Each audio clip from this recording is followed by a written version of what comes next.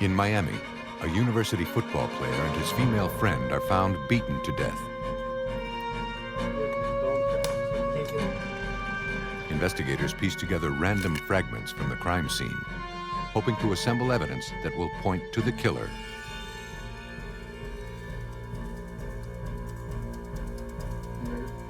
A man is found shot to death in his living room. With no obvious suspect, investigators turn to those closest to the victim and uncover a startling secret. When killers are driven by jealousy and desire, their desperation is evident in both the crime and their efforts to avoid detection. But forensic science can reveal even the slightest mistake. To solve crimes of passion.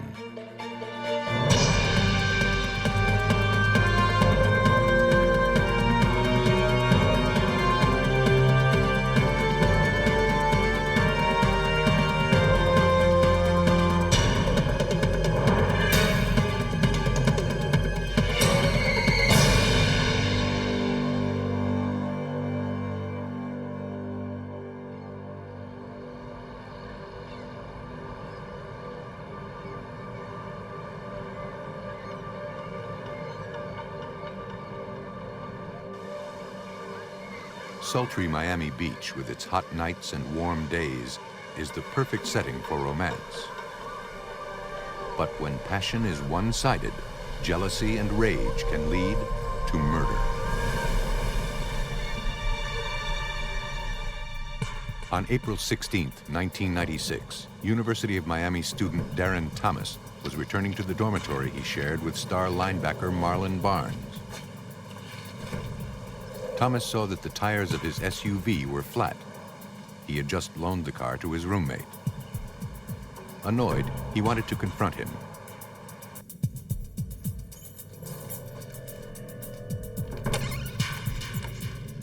When he went into the dorm, Thomas was horrified to find Barnes lying on the floor, covered in blood. He ran next door to call police. Miami-Dade County Police and Fire, where's your emergency? University of Miami? What building number? Room number? A patrol officer and an ambulance were immediately dispatched to the apartment. Attention all units, 332, University of Miami Athletic Dorm. So now if there's a subject on the scene at 1901, Kilo 3105. Paramedics entered the scene.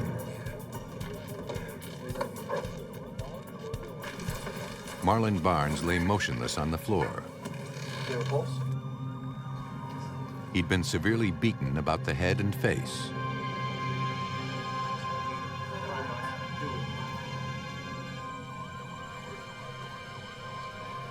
He was pronounced dead at the scene. In the bedroom, the officer found another victim. There's a female down, detectives. A young woman, also badly beaten.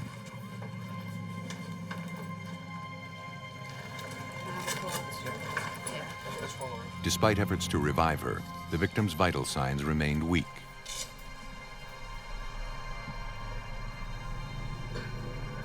Medics needed to get her to a hospital immediately. Crime scene investigators arrived and began to carefully search through the apartment, looking for clues. It was eerily undisturbed, suggesting that robbery was not a motive for the attack.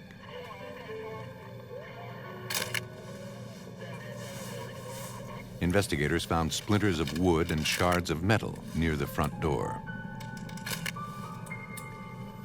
But the wood pieces did not seem to match any of the furniture in the apartment. It may have come from the murder weapon.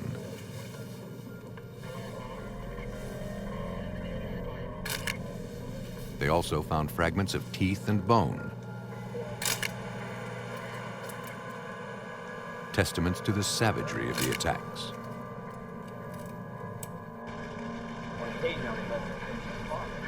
Investigators interviewed Darren Thomas. He identified the female victim as 22-year-old Timwanika Lumpkins. Unfortunately, she too would not survive. Barnes had borrowed his SUV to attend a party at a Miami nightclub. He was not aware of anyone who would want to attack Barnes or Timwanika. At the Miami-Dade Police Department, Detective Thomas Romani worked the case. From his early assessment of the crime scene, Romani knew the victims were caught by surprise. We were able to establish that the attack was with a heavy blunt object, and it took place right at the front door and proceeded into the house, and the majority of the trauma sustained to Barnes occurred when he was on the floor. The victims were autopsied in Dade County. The examination revealed that both victims died as a result of blunt trauma. Barnes and Timwanika had been hit with such force that impressions of the murder weapon were left on their bodies. Medical examiner Sam Galino noted the distinctive nature of the victim's wounds. Marlon's wounds were predominantly clustered around his face. Some of them were T-shaped or L-shaped, or had some unusual contours to them that made me think that they were made with some sort of very specific weapon. Timwanika had some pattern injuries, but they were subtle and they were different, indicating that either it was a different weapon, a different aspect of the same weapon, or possibly that the weapon had somehow altered, such as being broken between when she was assaulted and when Marlon was assaulted. But the bigger mystery in both of the cases was there a specific weapon that we could identify and match to these wounds? The task of identifying the murder weapon would fall to the Miami-Dade Crime Lab. Thomas Quirk is a firearms and tool mark examiner at the lab. He studied evidence taken from the scene.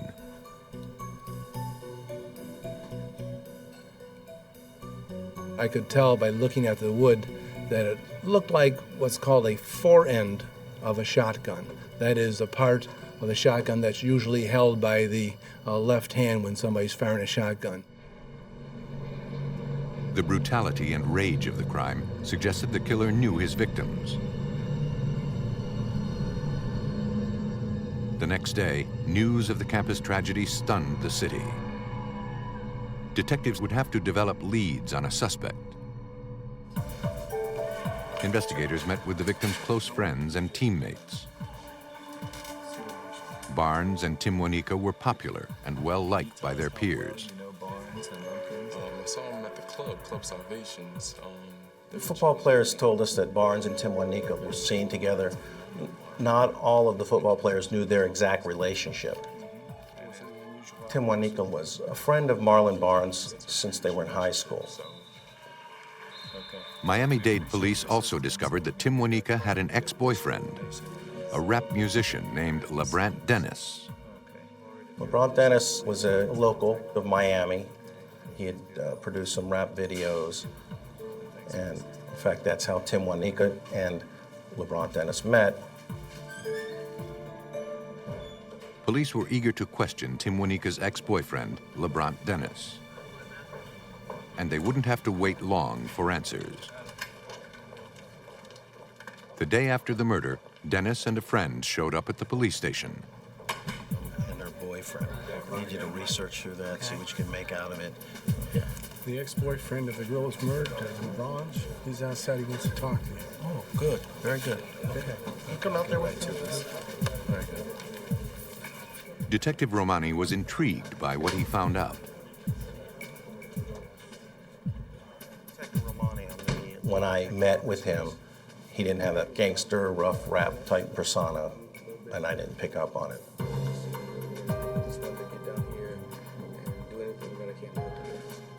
LeBrant was very calm. He was inquisitive as to what occurred. He told me that he didn't have any information about the case. Had you ever had any problems in your relationship with Tamanika, domestic problems? He gave me some background information about his relationship with Tamanika, why they broke up. He, in fact, told me that he did not personally know Marlon Barnes. Had you and Tamanika Dennis and Tamanika dated for 5 years. Up until a week ago, we moved out of our There had been some breakups between them through their 5-year relationship as well. But according to Dennis, things were getting better between them. Out of your cousin's house? Yeah. They were in the process of reconciling. We worked in the same place, and I've seen pictures of it and stuff like He said he was asleep at his sister's house the night of the murders.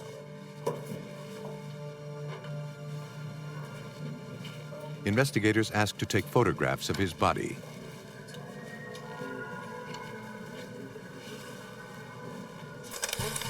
Police wanted to see if Dennis had any marks or scratches, signs of a physical altercation. Palms, yes. Thank you. Can you take off your shirt, please?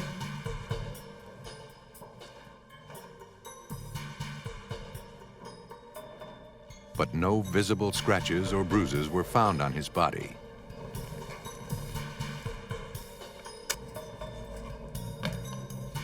Dennis also agreed to be fingerprinted. He was acting like a man with nothing to hide. Even though there was nothing glaring, Detective Romani wasn't convinced. When I was told that LeBron Dennis responded to the Homicide Bureau to speak to me, I wasn't really surprised, but I was apprehensive. Maybe that he was coming forward to be too helpful. It became clear that he was trying to be very helpful. Miami-Dade investigators went to Dennis's home. He continued to cooperate.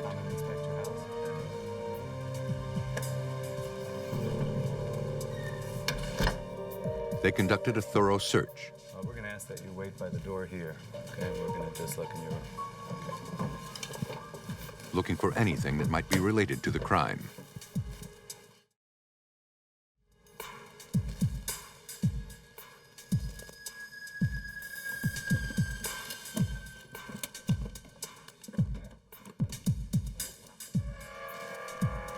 They found nothing out of the ordinary. Detectives asked Dennis for the clothes he had worn the previous night. The clothes would be examined for traces of blood or hair and fiber evidence, but nothing would be found. They also searched and photographed Dennis's car.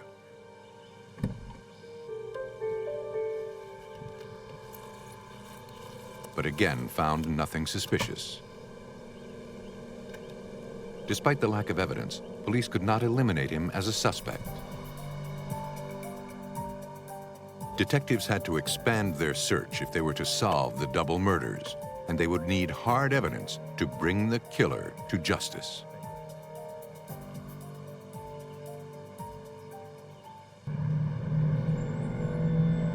Detectives were struggling to solve the brutal murders of University of Miami football player Marlon Barnes and his friend Tamanika Lumpkins. Police considered Tamaika's ex-boyfriend, LeBron Dennis, a potential suspect, but there was no evidence to link him to the crime. Investigators went to the area outside the nightclub where the victims were last seen. At a 24-hour gas station, a clerk had seen a suspicious man wearing a hooded sweatshirt, pacing back and forth, watching the club across the street. All of this took place at the same time Barnes and Tamanika were inside the club partying. The clerk was concerned and called police. By the time they arrived, the man had gotten in a car and left. The clerk said she did not see his face. She gave a precise description of his car, recalling every detail, including the make and model, its tinted windows, and a missing rear license plate. We have some pictures we'd like to show you. Investigators showed the woman photos of LeBron Dennis's car. She didn't recognize it and was certain about what she had seen.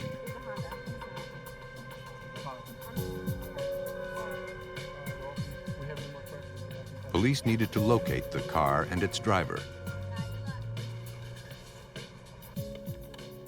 They looked further into the background of Timwanika, trying to find a lead to someone who may have wanted to harm her.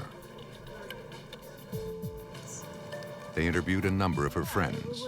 It wasn't a mutual thing at all. She wanted. Detective Thomas Romani discovered that Timwanika's relationship with LeBrant Dennis had been fraught with violence and stalking, a far cry from the mutual breakup that Dennis had described. It was a very controlling relationship. And as we spoke to more friends and acquaintances, we learned that Timwanika and LeBrant Dennis had an argument early in the week, and she had left him. There had been some violent breakups and domestic violence between them. Dennis said he was asleep at his sister's home when the murders occurred. Now, detectives weren't convinced.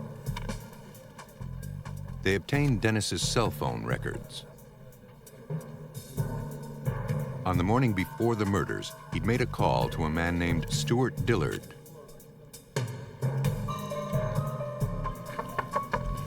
Investigators were anxious to speak with him. Hello, we're detectives with the Miami-Dade Police Department. We'd appreciate your cooperation. They met with Stuart. He was extremely nervous. He, of course, saw the murder on the news, and he was able to put it together that he lent this sawed-off shotgun to LeBrant Dennis, and he suspected that the sawed-off shotgun was possibly used in some criminal act. Stuart Dillard said that on April 14th, one day after the murders, Dennis called him again and told him where to retrieve his shotgun and duffel bag.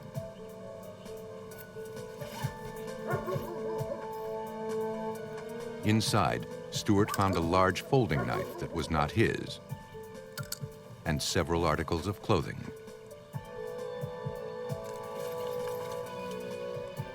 When he looked at his shotgun, Stuart noticed that the wooden fore-end was missing. He became very afraid of what had happened. He put some things together in his mind, and he thought that he would be culpable or somehow involved. Stuart told investigators he disposed of the clothing in a dumpster and had thrown the knife and shotgun down a storm drain. All he kept was the duffel bag. Investigators took possession of it, hoping they could tie it directly to LeBrant Dennis. When we first started speaking to Stuart, we were apprehensive about what he was telling us because he did admit that he lent a potential murder weapon to LeBrant Dennis. So we did investigate thoroughly what he had to tell us, and we believe what he was telling us was the truth, that he unknowingly lent this firearm to LeBrant Dennis. Dad, it's a knife. Miami-Dade police went to the storm drain and found the discarded weapons, exactly where Stuart said they would be. Water. Anything else you see down there? They retrieved the knife and the shotgun. And that's what we're looking for. I'm gonna go back down and see if there's anything else. The weapons were bagged for analysis. Armed with this new evidence, the investigation of LeBrant Dennis intensified. Police interviewed his known acquaintances. Jamie Meyer was a former girlfriend. Good, how you doing? Is this your car?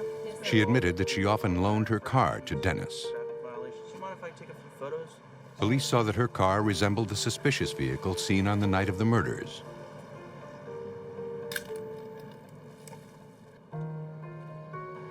An officer photographed the car. The vehicle had no rear license plate, like the vehicle described by the clerk at the gas station. Investigators re-interviewed the gas station clerk.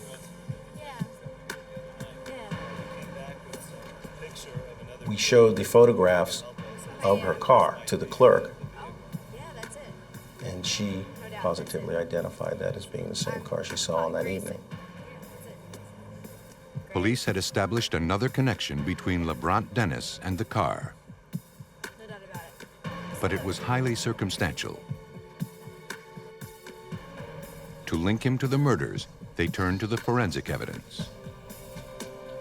They were confident that the bag had been used to carry the murder weapons. The duffel bag turned over by Dennis's friend Stewart was examined by criminalist Toby Wolson. Wolson found what appeared to be droplets of dried blood inside the bag.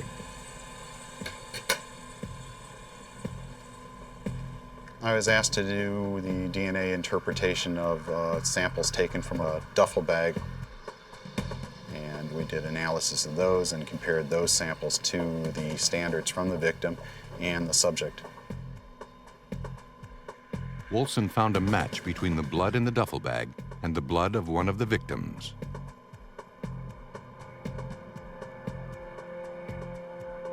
The DNA profiles obtained from the samples from the bag match the DNA profiles obtained from Marlon Barnes' bloodstain standard, which means that those samples came from Marlon Barnes.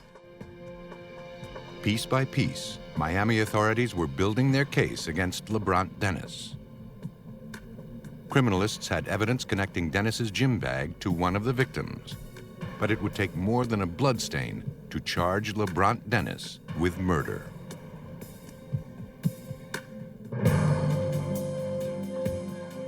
The murders of University of Miami student Marlon Barnes and his childhood friend Tim Wanika Lumpkins were close to being solved. A wealth of evidence, including a knife and a shotgun, had been discovered. But so far, nothing tied the gruesome double murder directly to ex-boyfriend LeBrant Dennis. Miami-Dade criminalist Thomas Quirk examined the flat tire from the car Barnes had driven the night before he was killed. I noted that the tire had a very curious V-shaped mark. Once I received the knife and examined the knife, I realized that the tip of the knife was bent and it was very dull. If this was a knife that made the marks, my job would be now to stab the tire with that knife and see if I could reproduce those V-shaped marks.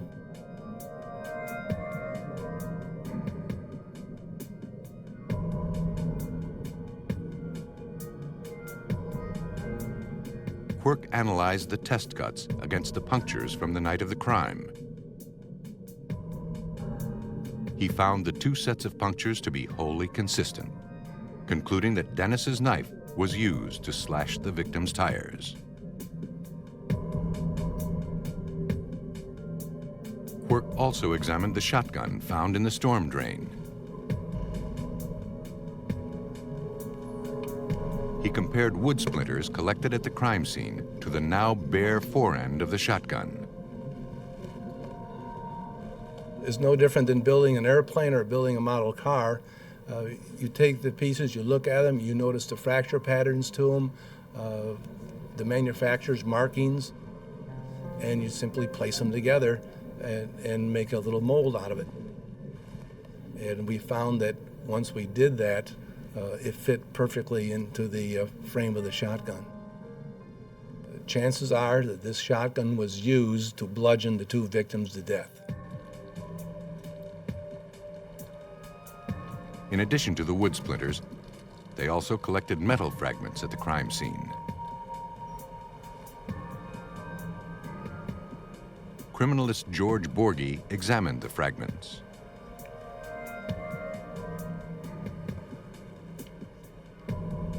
At the time that the pieces of metal were found, they were unknown in terms of what the origin was.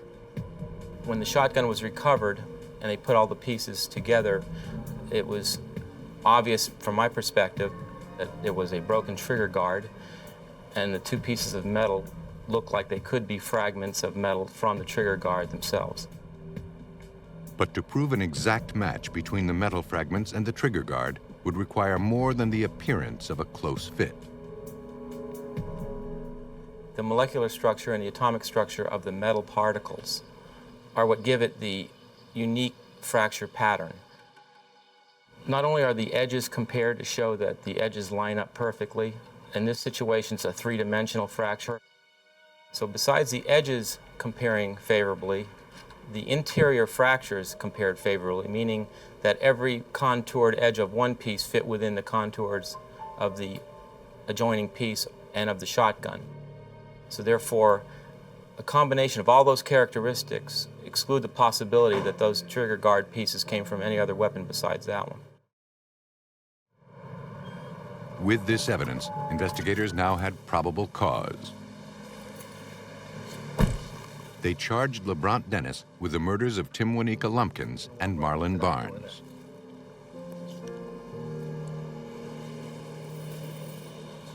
But to prove his guilt, police needed direct physical evidence.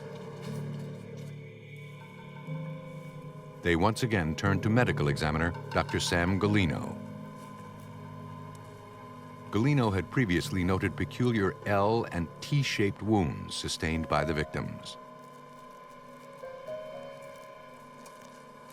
Galino compared the evidence to diagrams of the victims' injuries. And we were able to compare different aspects of the shotgun to the wounds, and indeed found out that different aspects of the shotgun matched to a great degree of certainty the wounds that were on both of the bodies. I was able to conclude that this shotgun had been used to beat both Marlon Barnes and Timwanika Lumpkins. LeBrant Dennis continued to profess his innocence, despite the strong case against him. But Miami-Dade investigators had amassed a wealth of evidence supporting his guilt, and it had all started with a case of envy. From the evidence that we were able to establish in this investigation, LeBrant Dennis became extremely upset when he had found out that Timwanika Lumpkins went to meet Marlon Barnes at this event that hosted many celebrity football players from the NFL and college. Investigators were convinced that LeBrant Dennis followed the victims to Marlon Barnes's apartment.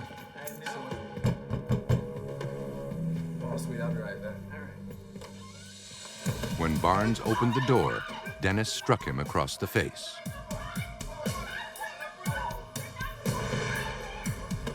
When Dennis finished attacking Barnes, he went after Timwanika. LeBrant Dennis was tried and convicted of 2 counts of first-degree murder. He was sentenced to life in prison. LeBrant Dennis's violent relationship with Timwanika Lumpkins led police to closely investigate him and ultimately solve the crime. But in some cases, there is no obvious suspect. Fresno, California is a quiet, peaceful city, known for its proximity to 3 national parks. On Friday, February 18, 2000, Nancy and Ralph Gower were making plans for the upcoming weekend. Yeah, let's do lunch, sure. Nancy was going to drive to their vacation home that evening. So you're going to be real busy. Ralph, who worked as an auto salesman, had to be at the dealership the following morning, but planned to drive up Saturday afternoon.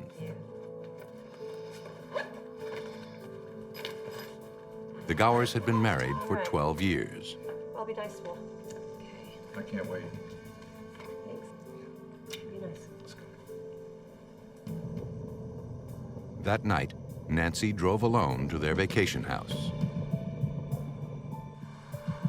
The next morning, Ralph failed to show up for work. His concerned employer went to his house to check on him. But when she peered through the window, she saw him lying on the floor. Panicked, she tried to get Ralph's attention, but he wasn't moving. She called 911.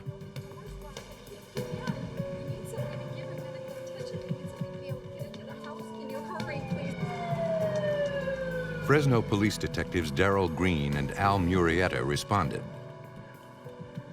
An emergency response team had already forced entry into the residence and pronounced the victim dead at the scene.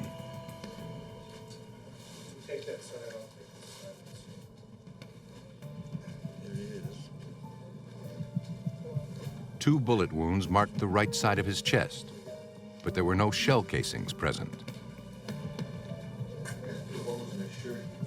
The area immediately around the body seemed unusually clean, but detectives noted a small amount of blood under the sofa, perhaps overlooked by the killer. Unless he was laying here originally. Notice some of that dust here. Looks like something's been either moved or, well, there's some broken stuff underneath the table. Something's not right, or the couch has been moved. It appeared the furniture had been moved. What initially stood out to the investigators is that we could tell that the couch had been moved and that the scene was extremely clean, indicating that someone had cleaned up the crime scene and moved furniture after the victim had been shot.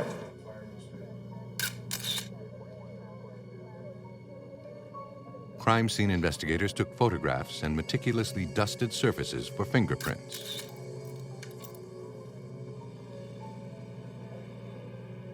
Broken items on the coffee table suggested a struggle had taken place. In the entryway, investigators found a gym bag. Inside the bag was a loaded revolver. And look at, provide us with a serial number on your property sheet so we can check it so we can get downtown. I can see if it belongs or not. Okay. Tell one more thing to check. Okay. Detectives searched the house for signs of a break-in. There were none. The automatic garage door mechanism had been shut off. It's disengaged from the lock there. The door could now be opened by hand. Remove. Let's have the bottom total perimeter. Find anything over here? No, I just checked that first drawer. I don't know what's in that bag. I haven't checked it. Kind of heavy.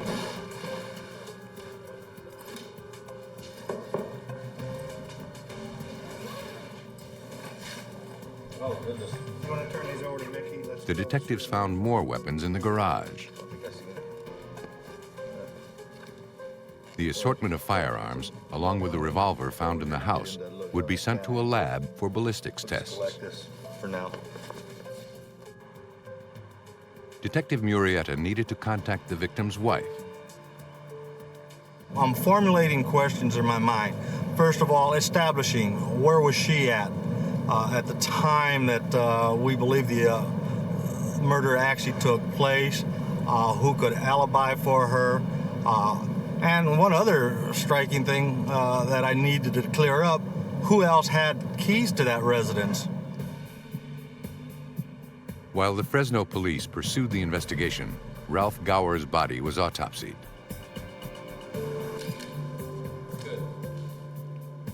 The pathologist would make further curious findings. Cause of death was attributed to the 2 bullet wounds to the chest. But pathologist Vinu Gopal noted something more. At the autopsy, I found evidence of blunt trauma and gunshot wounds to the chest and injuries to the wrist. These injuries were consistent with handcuff injuries. It appeared that Ralph Gower had been shackled to something before he was shot. So you have handcuff injuries and somebody's laying on his back. Next thing you always think of, is it some sort of an execution style killing? Police reached Nancy Gower and informed her of her husband's death. Detective Maria from earlier. She was shaken by the news and cooperated with the investigation. A few things, just clarify on time. Can you tell me where you were Friday night?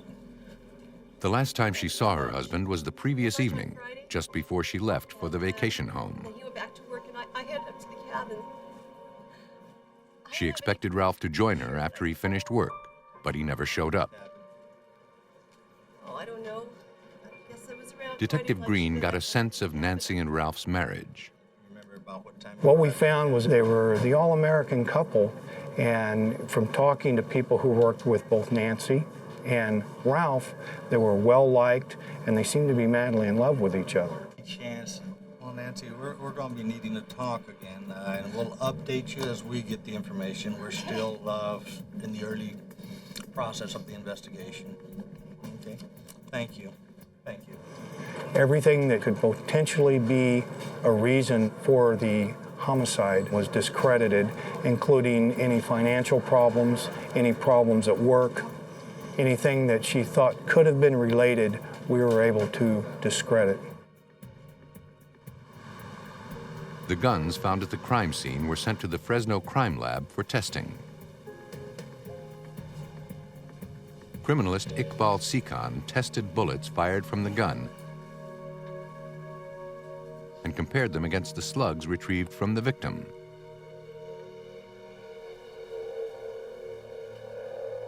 There were no matches, but characteristics of the slugs led Sikhan to the first clue of the killer's identity. He or she had used a .40 caliber firearm. But as the days passed, investigators had yet to develop a motive or suspect. Remember the hand marks we had on here? Yeah, we were going to take them down and have them fingerprints. They felt they had only one place to turn. Get a hold of all the guys that are involved in this and let's meet. We felt our only option was to bring Nancy in and go deeper into their personal life, including giving her a polygraph to verify some of her earlier statements. Nancy Gower had cooperated through the entire investigation of her husband's murder. No motive for the murder. And we need to eliminate you as a suspect, and once we do that... But to investigators, it seemed as if she had something to hide.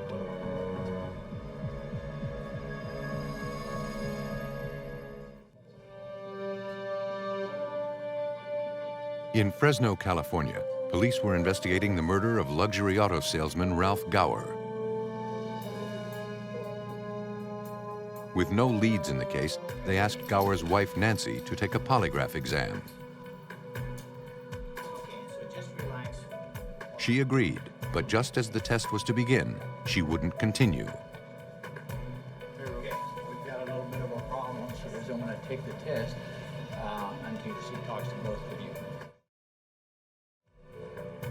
She asked to speak with the investigators. Hi. I understand you wanted to talk to us for a minute. Yeah, I really think I should tell you something. Well, we She made a stunning admission to Detective Green. So we started having this. The bombshell in this case was that Nancy indicated that she was having an affair with one of our police officers. Not only was he a police officer, but prior to coming onto the department, he had been a full-time minister and in fact was a chaplain with the Fresno Police Department, one of our own. The officer's name was Paul Hirth. Nancy told the detectives that she and Hirth had been involved for several months, but she said she recently ended the affair. Hirth couldn't accept the breakup and continued calling her. You know, he's also a Baptist minister, so I didn't want anybody Investigators now faced the possibility of a killer in their ranks. When Ralph was at work, sometimes we do that. After Nancy's admission, she took the polygraph and passed. You had a question about talking about... An internal committee was formed to investigate. We knew we had to hurry on this case. If a police officer was the suspect and we were allowing an officer to continue to work and he was a murder suspect, speed was of the utmost. Police checked the staff sign-in sheet for the night of Ralph's murder. Is there any indication they were supposed to work that night? No, should have been his regular day off. All right. Is that According to the sheet, Officer Hirth and his partner were on duty during the time in question. I'll know later what's going on in this. Thanks.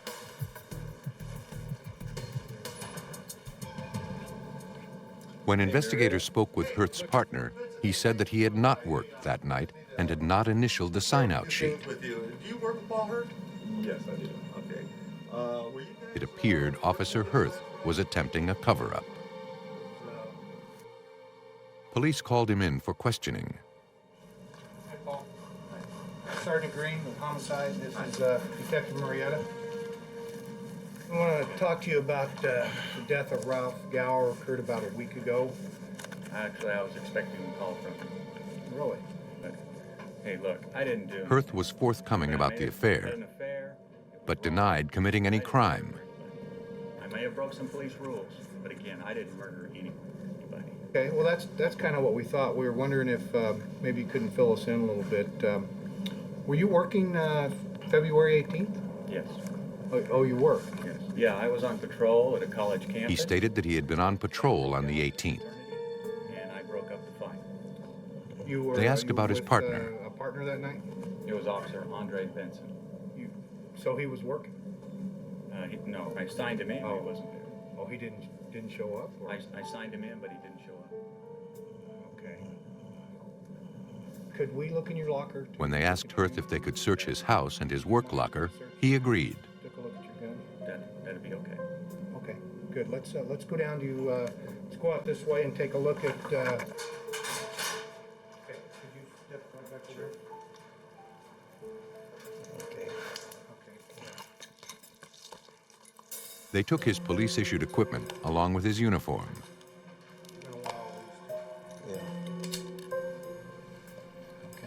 Inside the officer's home, investigators located his service weapon. It was a .40 caliber Beretta, the same caliber gun used in the killing of Ralph Gower.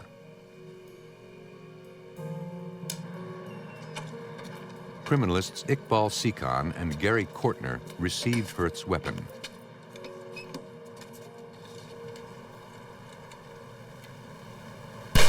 The gun was fired into a sealed water tank. Fired slugs from Hirth's pistol would be compared to the slugs that killed Ralph Gower. Police waited anxiously for results to see if the gun used to uphold the law would be the same weapon used to break it.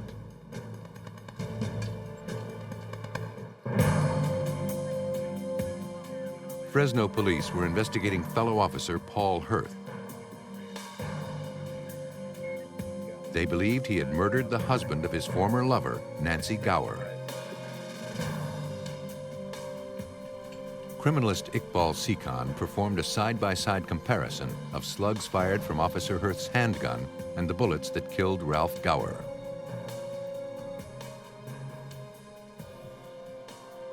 Sikhan looked at several class characteristics, including the caliber, the direction of the twist, and the lands and grooves of the slugs. The results pointed directly at the suspect. The bullets that killed the victim came out of Paul Hirth's duty pistol. Paul Hirth was arrested for the murder of Ralph Gower. When he was confronted with the evidence, he quickly changed his story. Paul, you have the right to remain silent. Anything you say can't. Officer Hirth now claimed he went to the Gower house with the sole intention of apologizing for his indiscretions with Ralph's wife. I know you having relations with your wife. With my wife? Yeah, how's the matter with you? When Hirth told him about the affair, he became enraged and attacked the officer.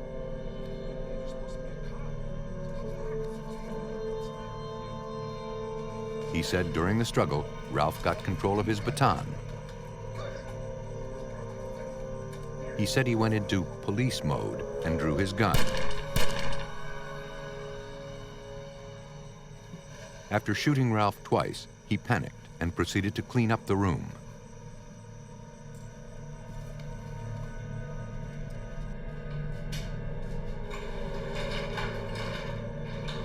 Finally, he let himself out through the garage and returned to work.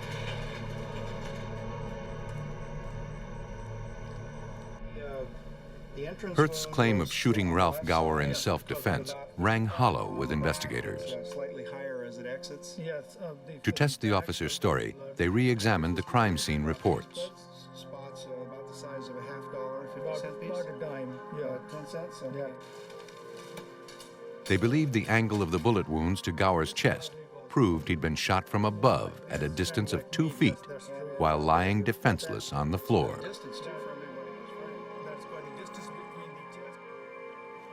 Investigators returned to the Gower house. 6 feet 3. Get over here. It was on the ground at that time. Right. Okay. Yes.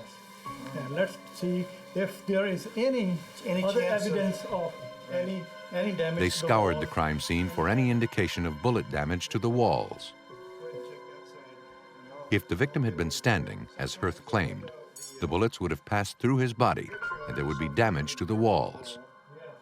But there was none. Possible scenario is that the victim was.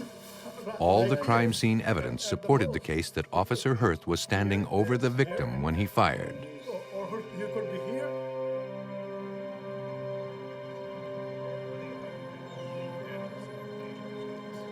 Despite convincing evidence, prosecutors know juries are often reluctant to convict officers of the law. Fresno authorities turned to the FBI. Police enlisted the help of forensic profiler and criminalist Mark Safaric. As a special agent with the FBI's Behavioral Science Unit, Safaric studies crime scene photos and other evidence from individual cases. From the case materials, he developed a profile of the dynamics that took place between the victim and the assailant. His conclusions in the Gower case contradicted Paul Hirth's claims of self-defense. I think both behaviorally and forensically, it's clear that Gower was not in a position to present a threat to Hirth. There's no indication his hands were in front of his face or attempting to ward off the potential of being shot. And the fact that the gunshot wounds are so close together, almost directly over the heart area, tells me that he was likely unconscious at the time he was shot.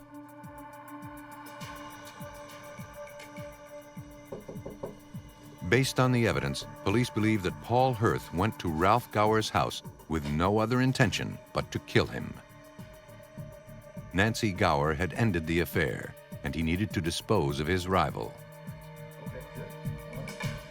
Investigators believe Hirth struck Gower with his baton, then proceeded to handcuff him to a table leg before shooting him twice in the chest.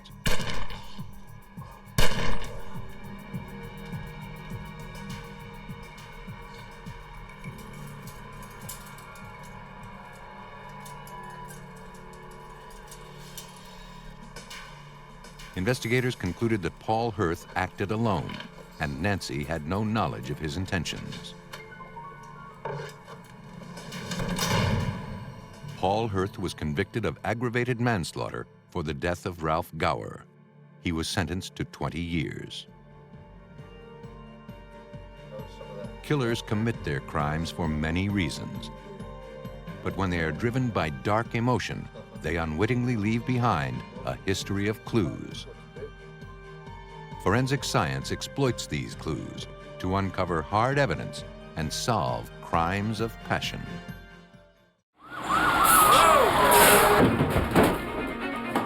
Georgia investigators are relieved to find no one at home during a house fire. But as forensic examiners know, first impressions can be deceiving.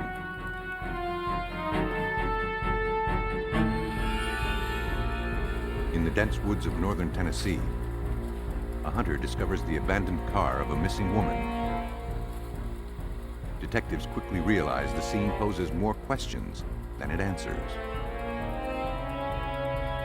Although investigators routinely rely on first-hand accounts and physical evidence to piece together clues, there are times no such clues are apparent. It is these times when science acts as eyes, leading law enforcement to answers. When forensic science takes the place of an absent witness.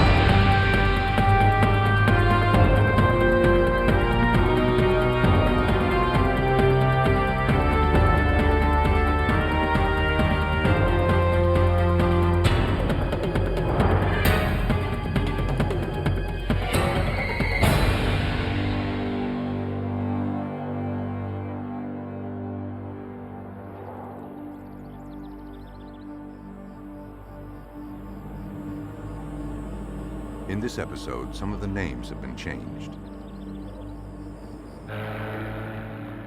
The Savannah River is at once both tranquil and mighty. Its waters run fast and deep. Beneath its surface lies a murky world full of dark secrets.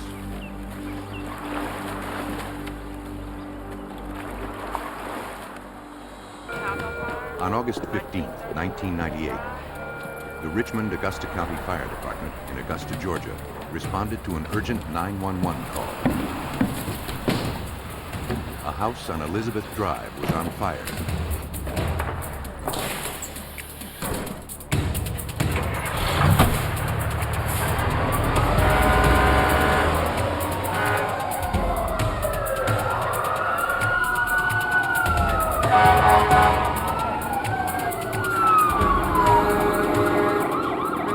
Investigators arrived as dense smoke consumed the house.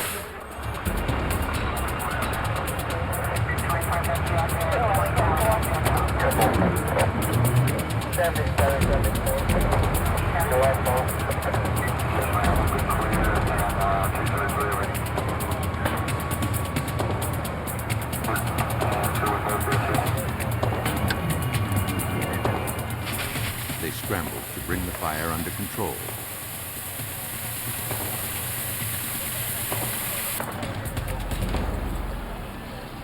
As firefighters made their way through the smoke, they detected the faint smell of gasoline.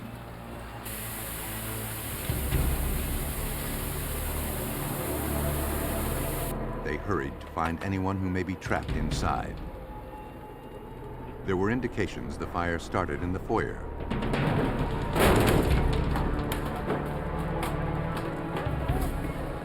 Although the bedroom was filled with smoke, there was little damage from the fire.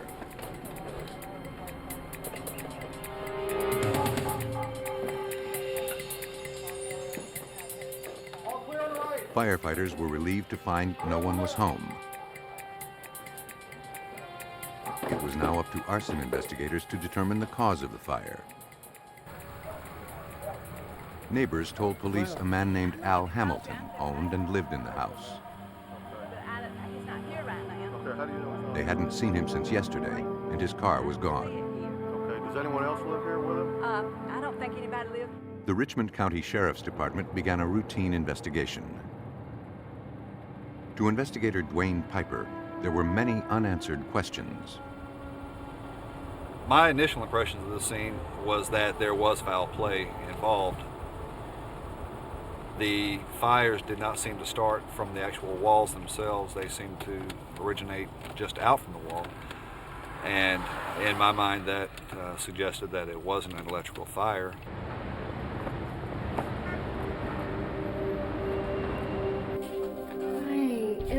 Later that afternoon, a woman named Donna Edwards arrived at the Sheriff's Department. Okay, thank you. She said she was Al Hamilton's girlfriend and was concerned when he missed their date. She drove by his house and panicked. His house was burning, and they said I should come. Well, we've been to the house, and I can assure you Al was not in the house. Donna was relieved to hear that no one was injured, but she was still worried. No. I haven't even talked to him since last night. The last I saw of him, It wasn't like him to just take off without a word. he tells me everything. Hamilton was very close to his family. Could check his mom. He took care of his elderly mother and disabled sister who lived in town. Donna called them, and they hadn't heard from him either. Recently divorced and living in her mother's house, Donna told Piper she and Hamilton were very happy. Come here, baby. Look at this one. Right here in this Peters community. They were looking to buy land and build a house together.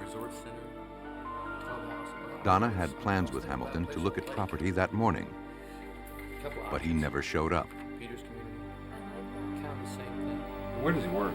He works out. Donna told Detective Piper that Hamilton worked as a manager at a local bar.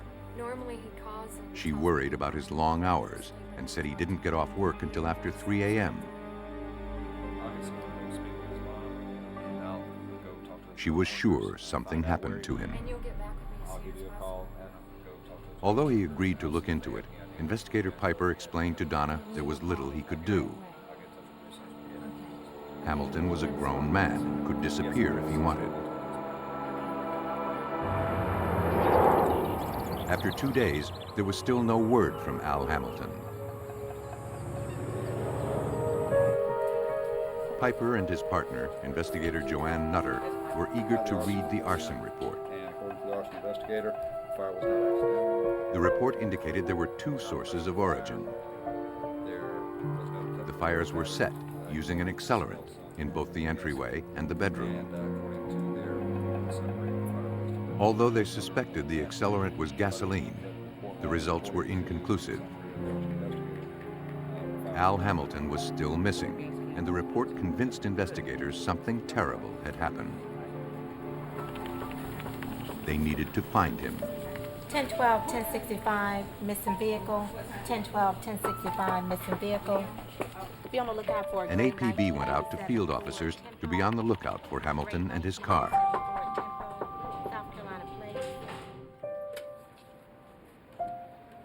Piper suspected there were more answers at the crime scene. Hello, this is Investigator Piper with the Sheriff's Office, Richmond County. He called the Georgia Public Safety Office for assistance.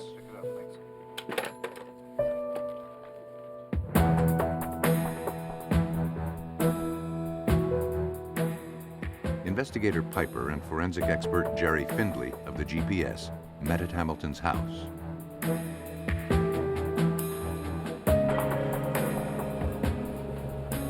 Jerry.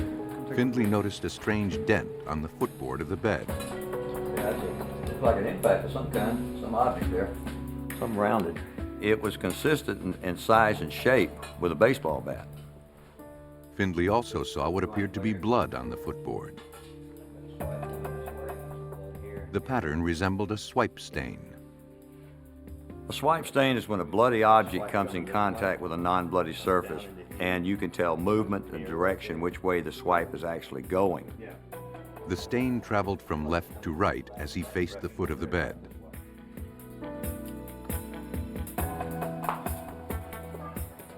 And something else caught his attention.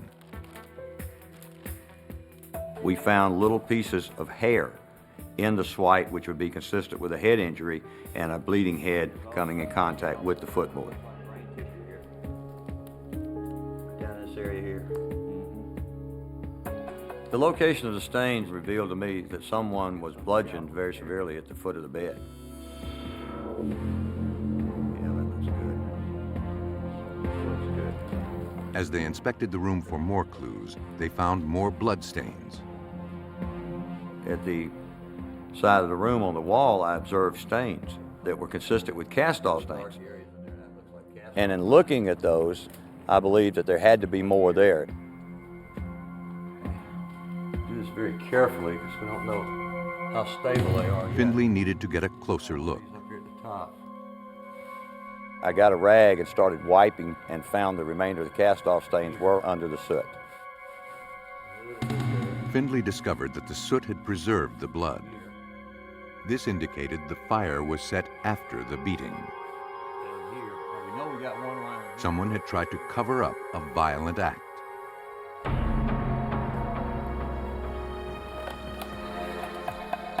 To reconstruct the events, Findley ran strings backwards, from the blood spatter on the walls to the area of origin of the blood. Where you want to put the string, okay? Okay. A laser beam helped him determine the exact angles and trajectories of the spatter. And that's where you need to go here. I completed my analysis by first determining the directionality of the impact stains. Go ahead and hook it right there. I calculated the angles at which they actually struck the wall and drew the strings back to where the strings crossed. That is the point of origin of the blood, which would have to be the head of the victim.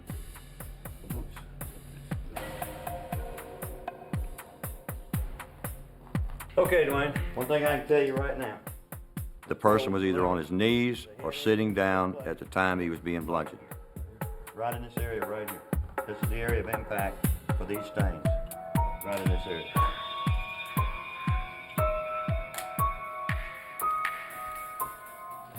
The The dent on the footboard suggested the victim was struck with a blunt force object.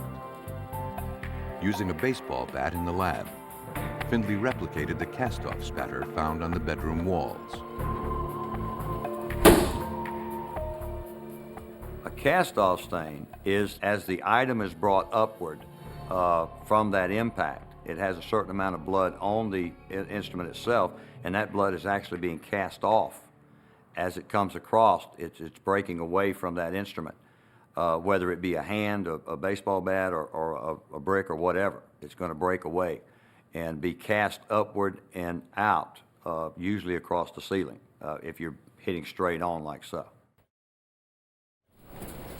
Investigators knew something violent had happened in Al Hamilton's house. But now the question was Hamilton the perpetrator or the victim? The blood found at the crime scene was sent to the Georgia Bureau of Investigation Crime Lab. Al Hamilton recently had blood work, and his doctor supplied a sample to compare with the blood found on the footboard. They matched. Al Hamilton was the victim.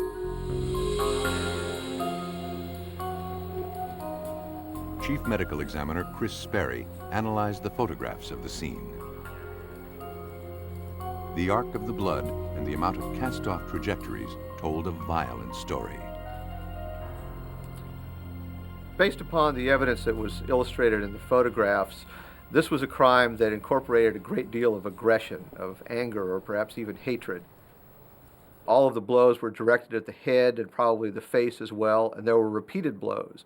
And basically what it indicated was this man was beaten about the head and the face multiple times until he was dead. Police were now working a homicide. Al Hamilton had not survived the vicious attack. Investigator Piper retraced his last steps. Hi, I'm Investigator Piper with the Sheriff's Office, Richmond County. His first stop, the bar where Hamilton worked as a manager. Last weekend. His boss told investigators he was a model employee. No problems with any customers, other employees? No, he's busy. He also said nothing out of the ordinary had happened at the bar that night, and Hamilton had locked up around 3 a.m.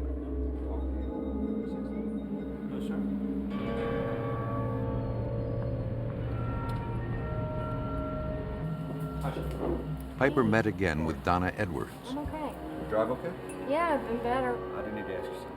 He asked her if she could think of anyone who would want to harm Hamilton. She did recall something that had happened a few months earlier.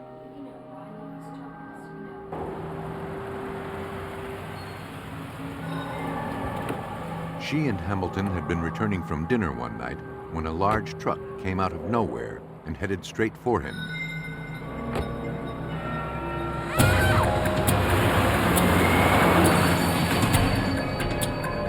He jumped out of the way, but was almost run down. The truck looked like the one her ex-husband, Rodney Richardson, used at work. She said Richardson couldn't come to grips with the divorce and was jealous of her relationship with Hamilton. Donna also told Piper Richardson was abusive throughout their marriage, and she was afraid of him. No. Rodney, you're not. Recently, he'd even stopped by her mom's house and confronted her about her relationship with Hamilton.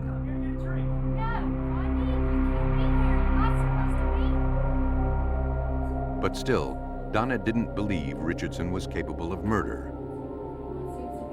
Besides, she said, she had received a phone call from Rodney at 1 a.m. at her mom's house on the night of the murder. He told her he was at a phone booth on the other side of town.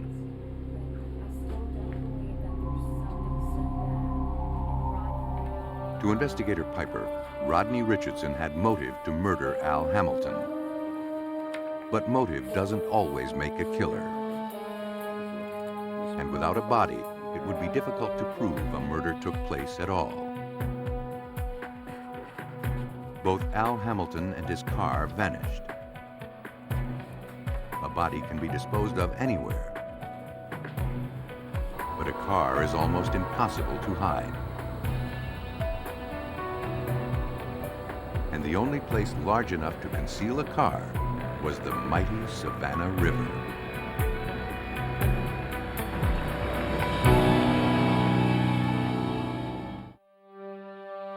In Augusta, Georgia, investigators uncovered the brutal slaying of Al Hamilton. Right now is that when this impact took place, His killer set fire to his house, attempting to cover up the crime. the area of impact, the area of origin of these bloodstains.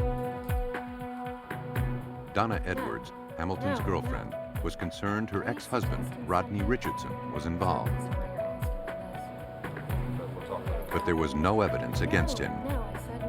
I mean, Al was a good guy. No, I don't know of anyone. Hamilton's body and his car were still nowhere to be found. Police believed the answer lay at the bottom of the Savannah River. Despite a thorough search, they found nothing. Investigator Dwayne Piper was frustrated by the case. Well, there were many challenges that we faced in the investigation. For starters, there was no bodies, so a lot of the evidence had been consumed in the fire or destroyed in the extinguishing of the fire. There were no eyewitnesses to the investigation, so there was no one with whom we could speak that could tell us what happened. Well, it was real early. Piper learned Richardson dropped by Donna's mother's house on the morning of the fire, He came in and, well, it was but Donna was real not early home. This morning. He woke me up. I was sound asleep on the couch when he came in. Donna's mother recalled Richardson carrying 2 cloth bags. He asked if he could leave some things in Donna's bedroom.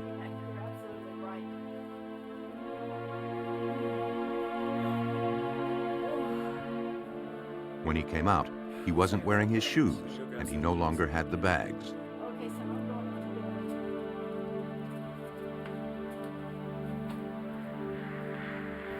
Well, they were there. Here they are. Great. She gave the items to the police. Office, and I'll be back in touch with you, okay? Piper sent the shoes to the forensic lab for analysis. Piper contacted Donna and asked her why she never mentioned the bags. She said she was afraid to say anything. She recognized the bags as belonging to Hamilton and didn't want to believe that Richardson was somehow involved. Investigator Piper was certain Rodney Richardson had killed Al Hamilton.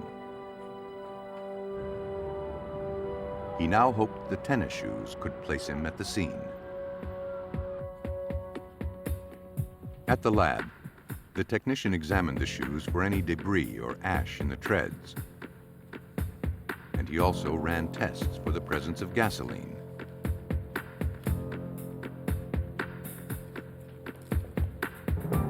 The treads were cleaned. Traces of gas were found on the shoes.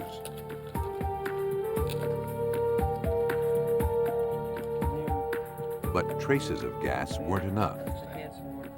Richardson worked in construction and came into contact with it daily.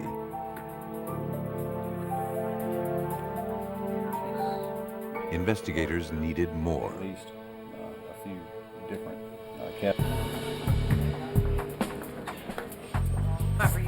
The phone records you submitted? Yes. Here they are. Piper remembered Donna said she received a 1 a.m. call from Richardson on the morning of the fire, saying he was calling from a payphone. Piper wasn't so sure. On a hunch, he secured Al Hamilton's phone records.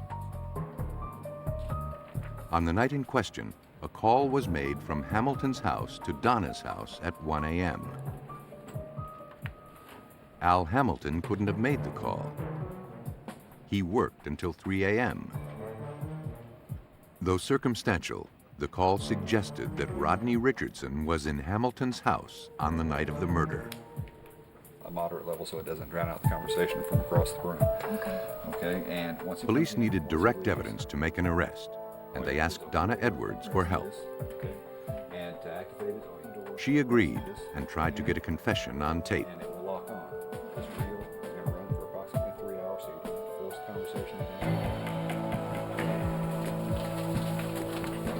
Donna recorded her conversations with Rodney over a period of several evenings.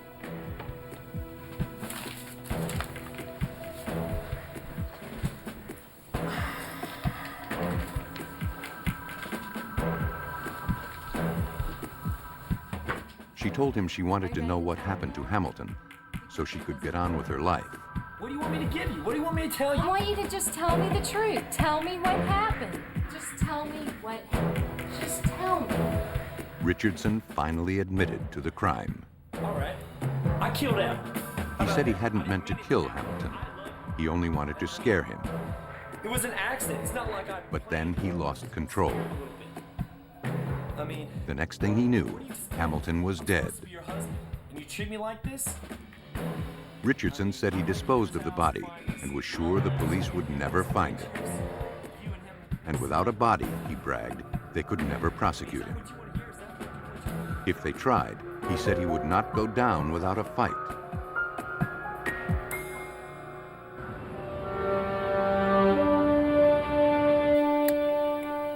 What do you want me to give you? What do you want me to tell you? I want you to just... The confession was enough to get an arrest warrant. All right. I killed Al. How about that? I didn't mean it to happen, but it did. Given Richardson's history of violence, investigators plotted with Donna to take him by surprise. While Donna and Richardson were out, the police hid inside her house.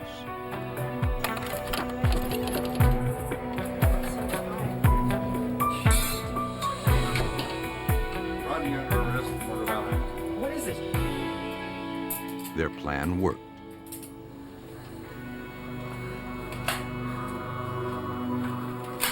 Richardson was arrested without incident.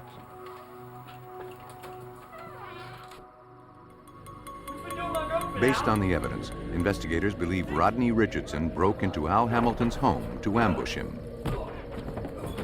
But he was overcome by rage, and after repeated blows, Hamilton was dead. Richardson stashed the body in Hamilton's car and hid the car where no one would find it.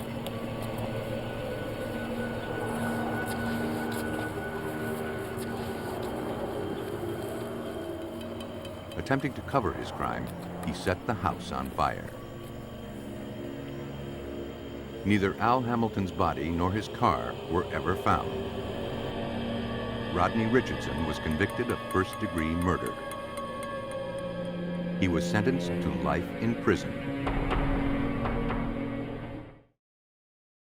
The importance of forensic science in this case was absolutely crucial. Without the blood pattern work, the DNA work, and the arson investigation, this case would have never gone to court. There would have never been an arrest. It was through these three methods of investigation that we were able to make the arrest without a body, and to this day we still haven't gotten a body. Time the impact took place. Rodney Richardson mistakenly believed without a body, investigators wouldn't be able to make their case against him. He was wrong. In rural Tennessee, authorities must piece together blood-stained clues to find a missing woman, dead or alive. Stewart County, Tennessee is a small rural community where even the police know everyone by name. They average just one violent crime a year. On a Monday night in late 1990, a hunter spotted a car partially hidden by trees.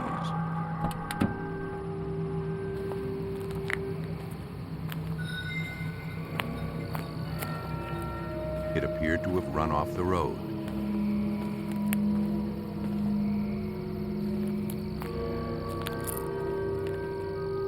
As he approached the car, he noticed no one inside.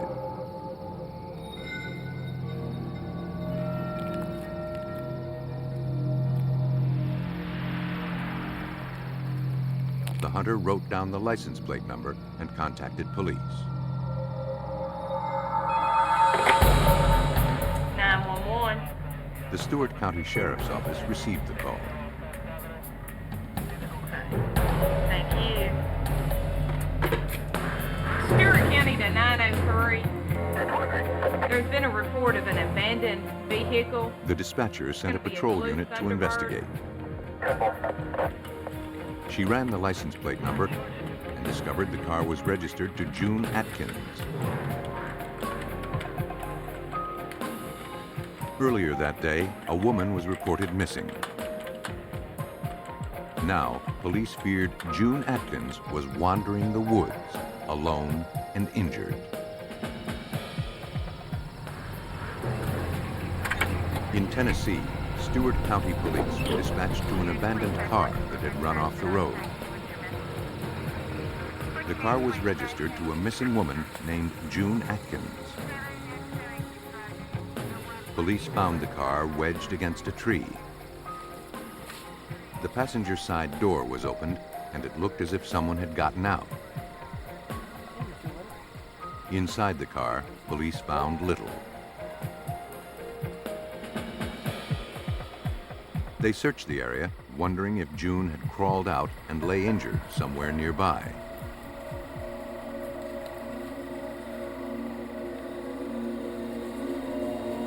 They found nothing. Sheriff David Hicks questioned June's husband about his missing wife. He said June went to visit her mother in a nearby town, but never arrived. Atkins was concerned. If she didn't go to her mother's house, he didn't know where she was. We don't start taking missing persons investigations this serious, this quick. Sheriff Hicks told Atkins he found her car and believed she had been in some kind of accident.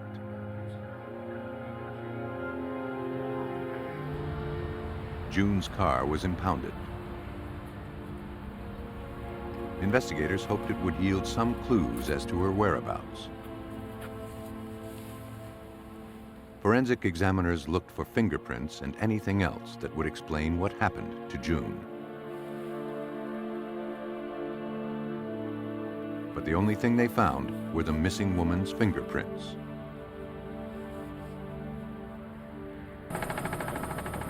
Police needed to act quickly. If June Atkins was injured and wandering in the woods, she would need medical attention.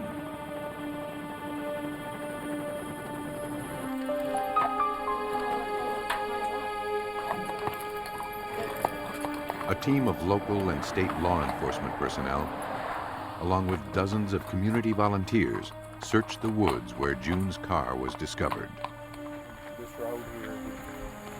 We had a tremendous amount of help from surrounding counties.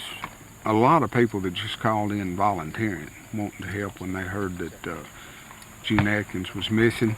We're going to divide up in two groups. Half of you's going to go on the right side, half of you's going to go on the left side. Stay within 15, 20 foot of one another so you've got good sight of everybody as we go through the woods. Okay, let's go. The search party fanned out in different directions. Officers on horseback tackled the off-road terrain.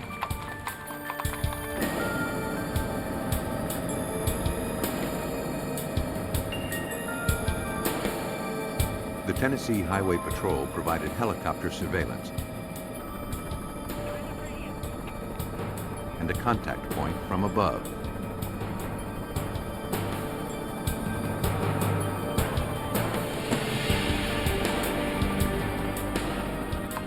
The search lasted for several hours.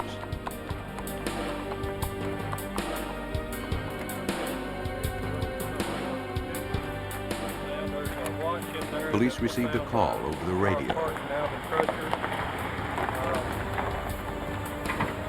Something had been found near the Paris Landing Bridge. Rick Stout of the Tennessee Bureau of Investigation was part of the search team. Hey, David. He brought what was discovered to Sheriff Hicks. We got here on Highway 79, just east of the bridge, about a quarter mile off the side of the road. A group of searchers had found a patchwork quilt. Blanket or comforter. Well, I took it out. I don't want to lose anything in it. And, interesting.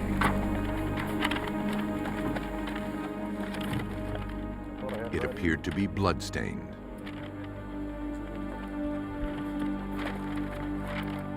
Near the quilt were a pair of men's cotton work gloves. What's interesting, they were found with the blanket. The gloves smelled of gasoline.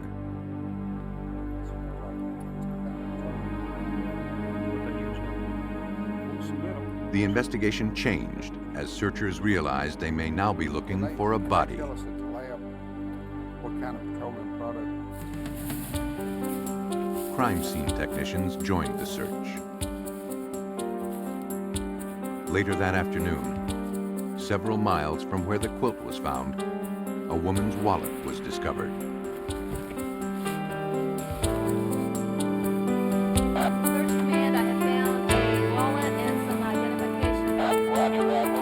Search people out your way.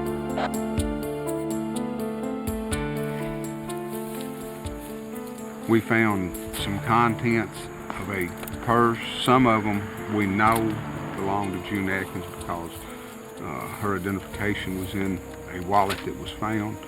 Found some other contents that appear to have come from a purse.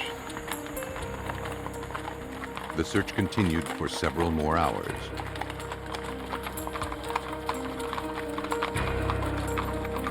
Then, more disturbing news. Here, you take the camera. A large amount of blood had been found in the grass.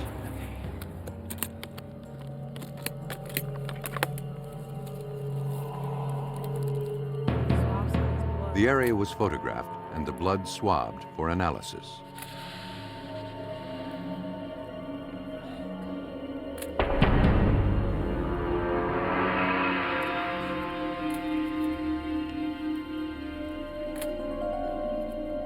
They collected anything that may be of help, including blood-soaked grass.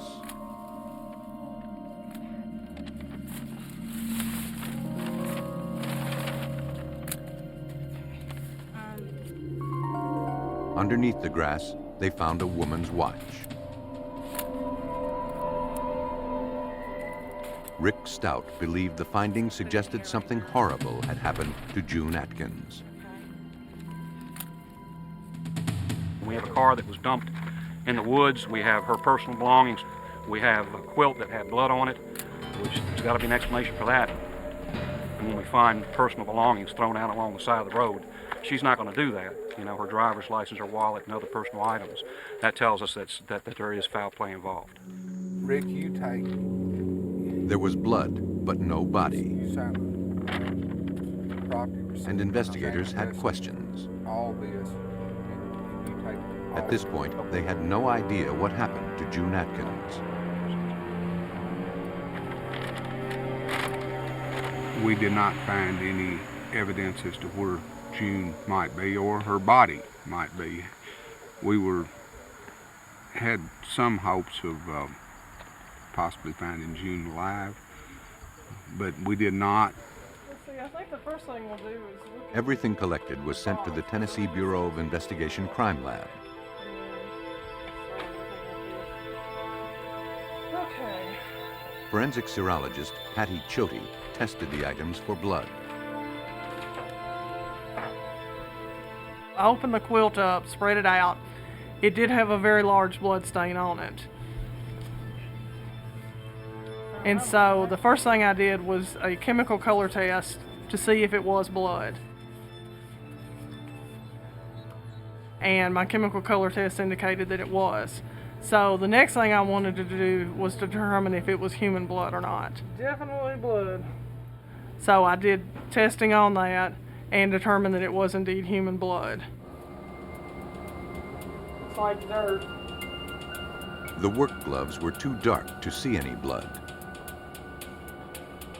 I do not see a thing. There it is. Look at that.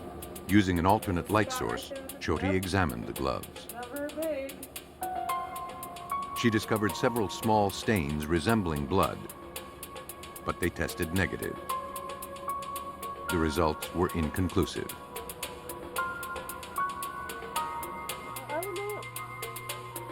She then examined the sage grass. From a different scene, they had brought in some grass that they had just pulled up. And so I looked at the grass and did indeed find blood on the grass. We'll get a picture of it anyway. The blood on the items was compared with a sample of June Atkins' blood provided by her doctor.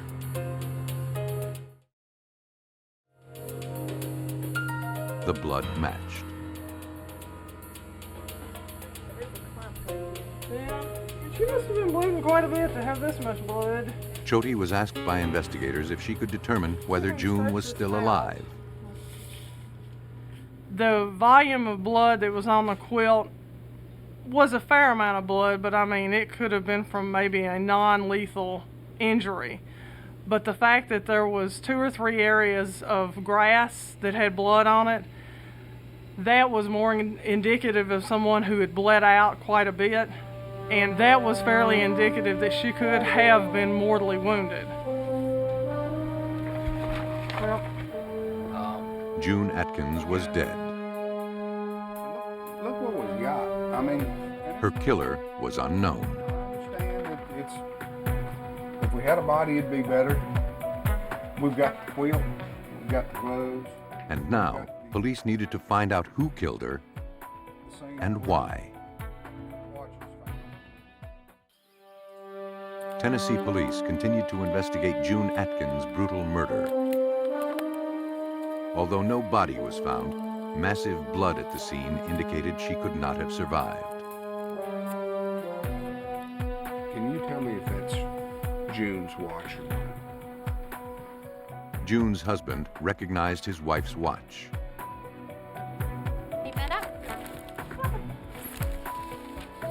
He had given it to her as a Christmas present. Besides, I picked out Grandpa's present. You guys can just say it. It's true.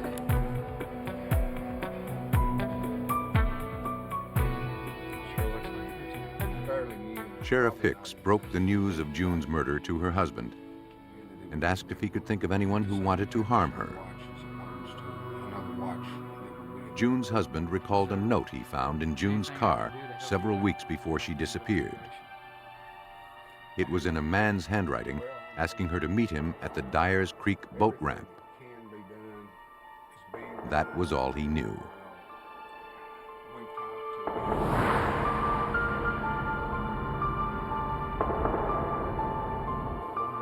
Deputies spoke with June's co-workers, hoping her friends could identify the mystery man. Sheriff David Hicks. Friends of June told us that June had been seeing a man by the name of Kenneth Pipkin, and that they had been meeting at the Dyers Creek boat ramp. Hicks tracked down Kenneth Pipkin at the logging site where he worked. He admitted he knew June. He was dating her husband's sister. And he denied ever meeting her at the Dyers Creek boat ramp. Sheriff Hicks was not convinced. We needed to gather a lot more information before we talked to him again. Police canvassed the neighborhood around the boat ramp. A clerk at a nearby convenience store knew June well. And she also knew Kenneth Pipkin. She didn't think highly of Pipkin. She described him as a womanizer, obsessed with his truck. So obsessed, he kept a patchwork quilt on the seat to keep it clean. One day, she recalled seeing Pipkin and June talking outside. She watched as June followed him out of the parking lot in the direction of the Dyers Creek boat ramp. She comes in, gets gas. The clerk told police Pipkin had come in looking for June on more than one occasion. I thank you for your help. Thank you. Her story did not match Pipkin's. We've just got 3 missing. Police got a break. A fisherman called in with new information. He said on the day she disappeared that he was at the Dyers Creek boat ramp. He saw a woman and a man in a pickup truck. His description of the vehicles matched both Pipkin's and June's.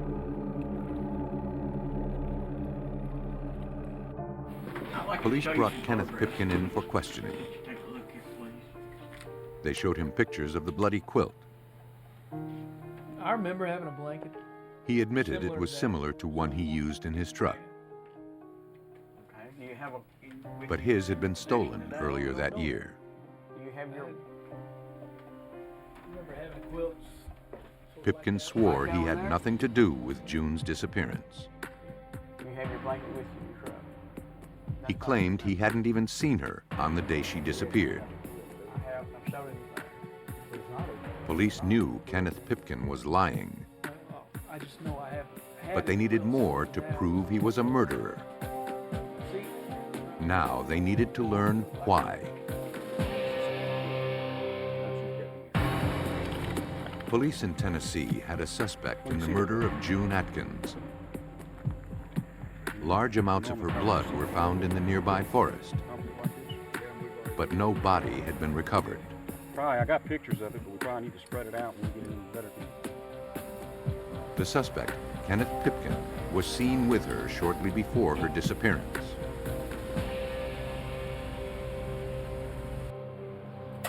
A search warrant was issued for his truck and home. Crime techs processed the vehicle. They discovered tiny cloth fibers on the floor. They were collected and sent to the crime lab.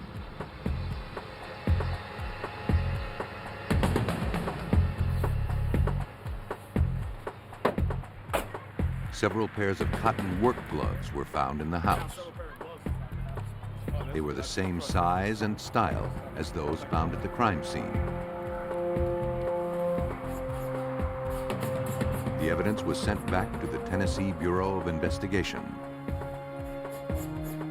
Forensic specialist Russ Davis assisted on the case. He brushed the quilt found at the crime scene, collecting any loose fibers. The issue became, can we connect the victim through this blanket to our suspect? And that's where the fiber evidence came from. Fiber is associative evidence. Fibers are the basic unit of all textiles. Clothing, carpeting, anything like that will shed the fibers, the very small portion which makes up the textile garment. And that's what can transfer.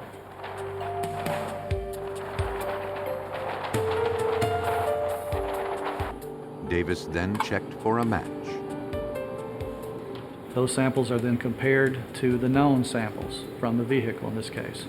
Then they are looked at to determine if there in fact was fibers just like the ones found on the blanket found inside the vehicle.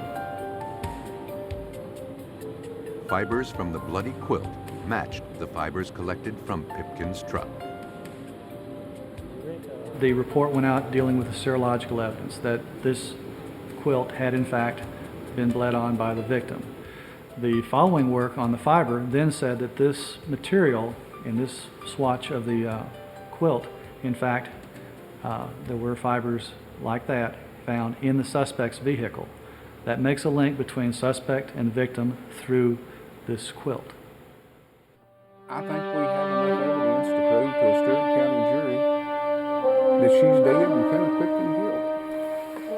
You know, David, The evidence was presented to District Attorney Dan Alsobrooks. We're going to have a hard time proving that she's dead when we don't have a body. We just got one shot at this. Alsobrooks was apprehensive about taking Pipkin to trial. The obvious challenge of the case was the lack of a body.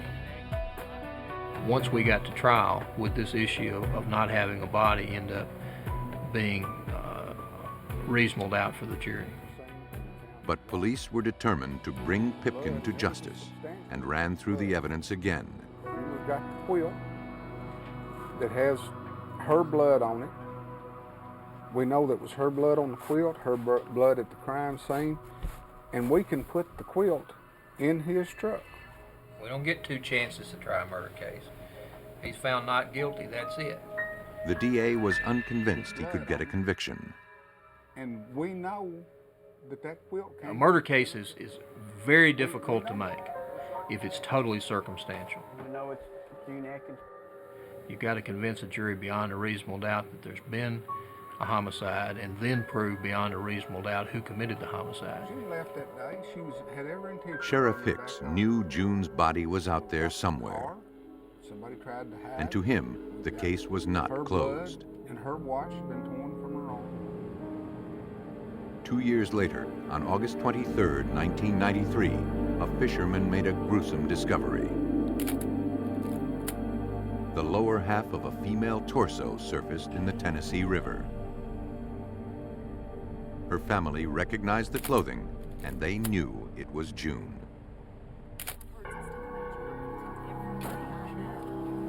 Kenneth Pipkin was arrested and charged with murder. Police believe that June threatened to expose their relationship.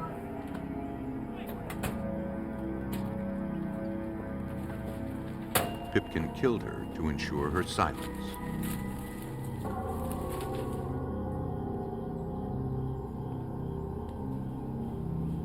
But with the help of forensic science, June's story was finally told. For a small town murder, probably had as many expert witnesses as I've ever had in the case. I had a forensic pathologist that had done the autopsy. You had fiber experts, you had a blood expert from the TBI. It was a fascinating case to put together as a prosecutor. Kenneth Pipkin was found guilty of second-degree murder. He is now serving a 20-year sentence. Some killers go to great lengths to keep their victims' whereabouts a mystery, leaving no bodies and only traces of the crime. There was a time when justice was scarce for these perpetrators. But today, forensic science arms law enforcement with the necessary weapons to convict, providing a witness where there is none.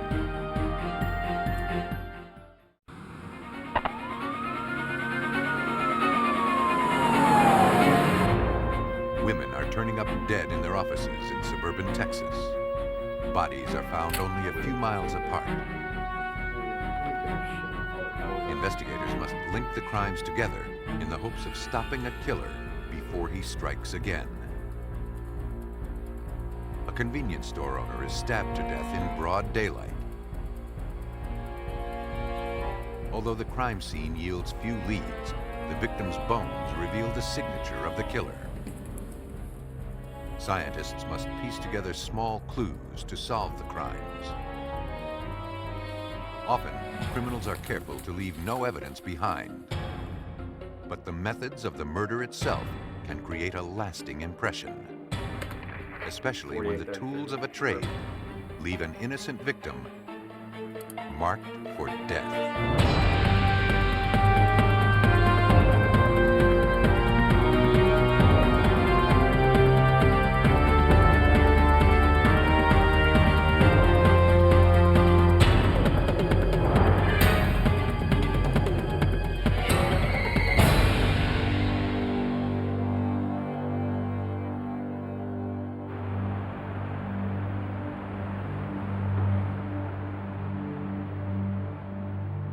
Houston, Texas, one of the fastest-growing metropolitan areas in the United States, boasts economic growth and rapid expansion. It's a mecca for people seeking a better life and greater opportunities. But in 1996, Houston's suburban workforce found themselves terrorized at the hands of a sadistic killer.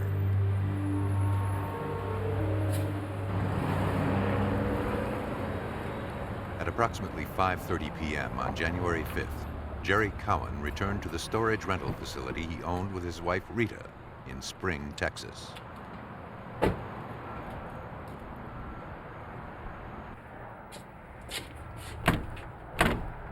Cowan was surprised to find the door to Rita's office locked and the closed sign posted on the door.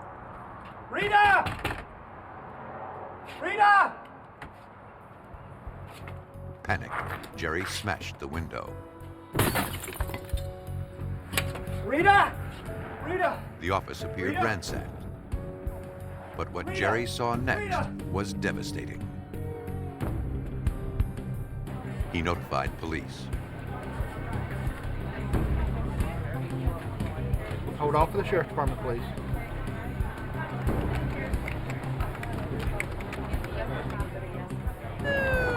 Quick! Quick! A nearby patrolman arrived within minutes. Joking! She's been found! Okay. She's been found! She's in here. But it was still too late. There she is.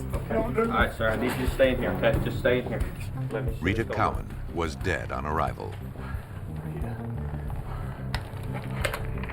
4833, we have a confirmed DOA. We need a supervisor. Crime scene investigators were called to the residence. It appeared she was strangled with a self-locking plastic tie wrap. Rita's hands and feet were bound, and investigators speculated she worked one hand free in a desperate attempt to stay alive.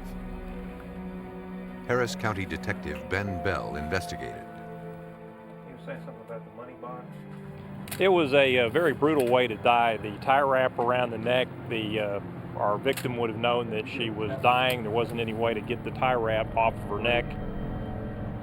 The motive appears to be robbery.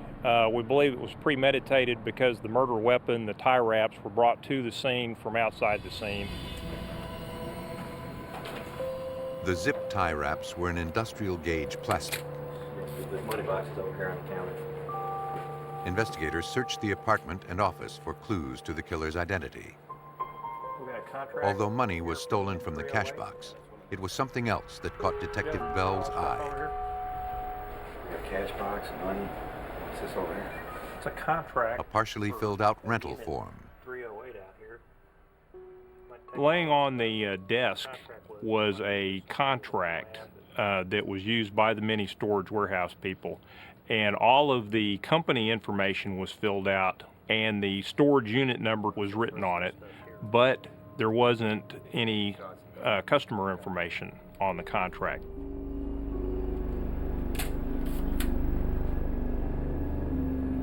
Detectives began their investigation looking to those closest to the victim, hoping for answers. With any type of homicide, you start basically at home, move out from the home, the family. Detective Bell interviewed the victim's husband, Jerry Cowan. Get a little bit of information from you. What time did you get home this afternoon? About 5:15. And where were you coming from? Work. Just based on the circumstances that he was one of the last people to see her alive. I talked to him extensively, obtained a statement from him. Cowan told the detective he saw his wife Rita alive that morning as he was leaving for work around 8 a.m. You gonna come today? No, I think I'll wait till They tomorrow. talked about running some errands, and everything seemed fine. I got 3 more days, actually. All right. When Cowan returned from work around 5:30, he found his wife dead. And he was able to pretty well alibi himself for the entire day. He was at work. At the autopsy, the medical examiner noted deep abrasions to the victim's neck. The ligature around her neck was drawn with extreme force. She didn't have a chance to survive. The official cause of death was listed as strangulation. Additional contusions were found on the victim's bound wrists and ankles. The plastic tie wraps provided the killer with a weapon that combined efficiency and deadly force. The tie wraps were sent to the Harris County Crime Lab for analysis. Matthew Clements is a tool mark examiner at the lab. In tool mark identification, you have to be able to recognize a pattern across a three-dimensional item that it's going to have shape to it, as opposed to a flat a flat piece of paper or something like that. So you have to train your eye and train your mind to look at these things across 3 dimensions. The tie wraps were industrial grade, common to the electrical and air conditioning trades. At first, they appeared to be generic, with no distinguishing features. But under magnification, Clements noticed something. The ends of the cable ties had been cut. There were tool marks present. This was a key discovery because tools, in this case a pair of pliers or wire cutters, leave distinctive marks, and the ties were cut to equal lengths. The wire cutters have a blade, and that blade actually presses into the plastic strap. The surface variations of the blade are going to scratch, basically, a set of lines on that cut surface. These are the striations that we use for comparison. Much like a fingerprint's identified to an individual, you're identifying that set of markings to an individual tool. Investigators believed if they found the tool that cut the tie wraps, they also might find the killer. It can break a case. It can be it could be the linchpin of your case if you don't have any fingerprints or you don't have any DNA, if you don't have any other evidence actually linking your suspect to your scene. If there are tool marks left behind, that's as good of an identification if that tool was recovered from his possession. Crime lab technicians also analyzed the rental agreement found at the crime scene for possible fingerprints undetectable to the naked eye.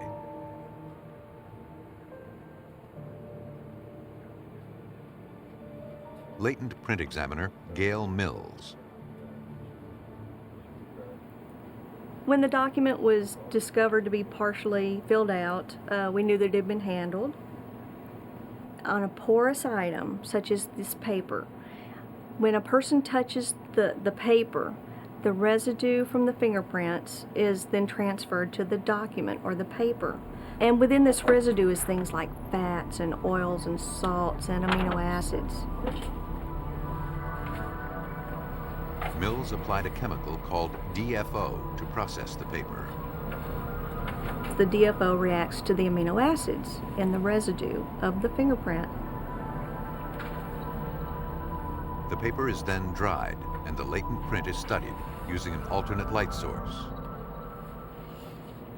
A light source is an intense forensic light that we use to view certain types of evidence.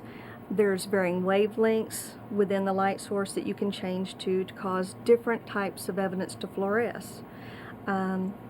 The document is examined under those light sources, and if the latent print is there that has reacted with the amino acids, it should fluoresce. Deputy Mills had isolated one fingerprint that did not match the victim's.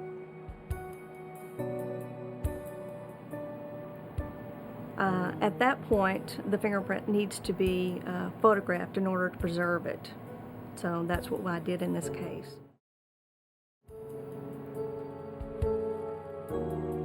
It was now up to investigators to link the unidentified print to a suspect.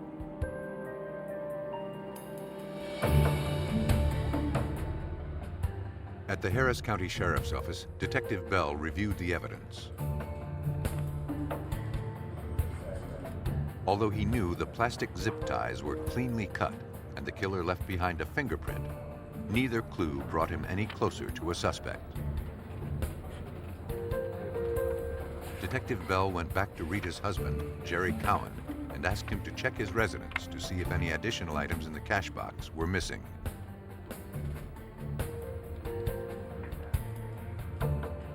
Cowan scoured the apartment and discovered some jewelry, and 2 money orders were also missing.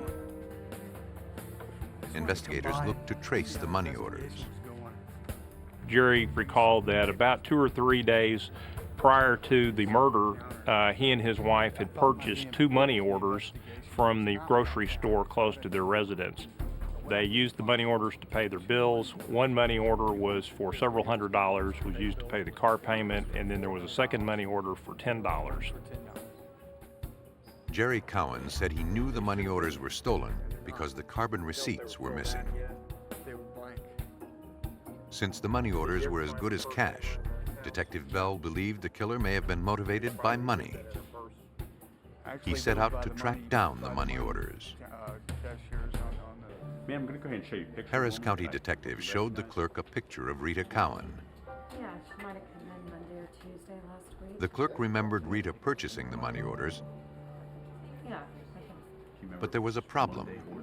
probably Monday.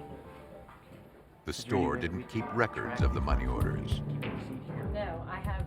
Investigators moved quickly and contacted the company that issued them. So we'd have to call the company itself to verify If it? you call the company and you give them that number, they can trace it. Okay. Hey, this is Detective Bell with the Sheriff's Office in Houston.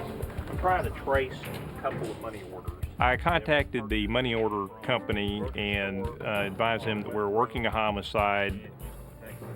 The money order company told me that they could track the money orders for us, but that it would take them several weeks before they could get back with us. Detectives know if they don't have a suspect within 48 hours, their chances of ever solving the crime drop dramatically. Any delay in a homicide investigation would keep the killer on the streets longer. And as detectives quickly learned, the delay would also prove to be deadly.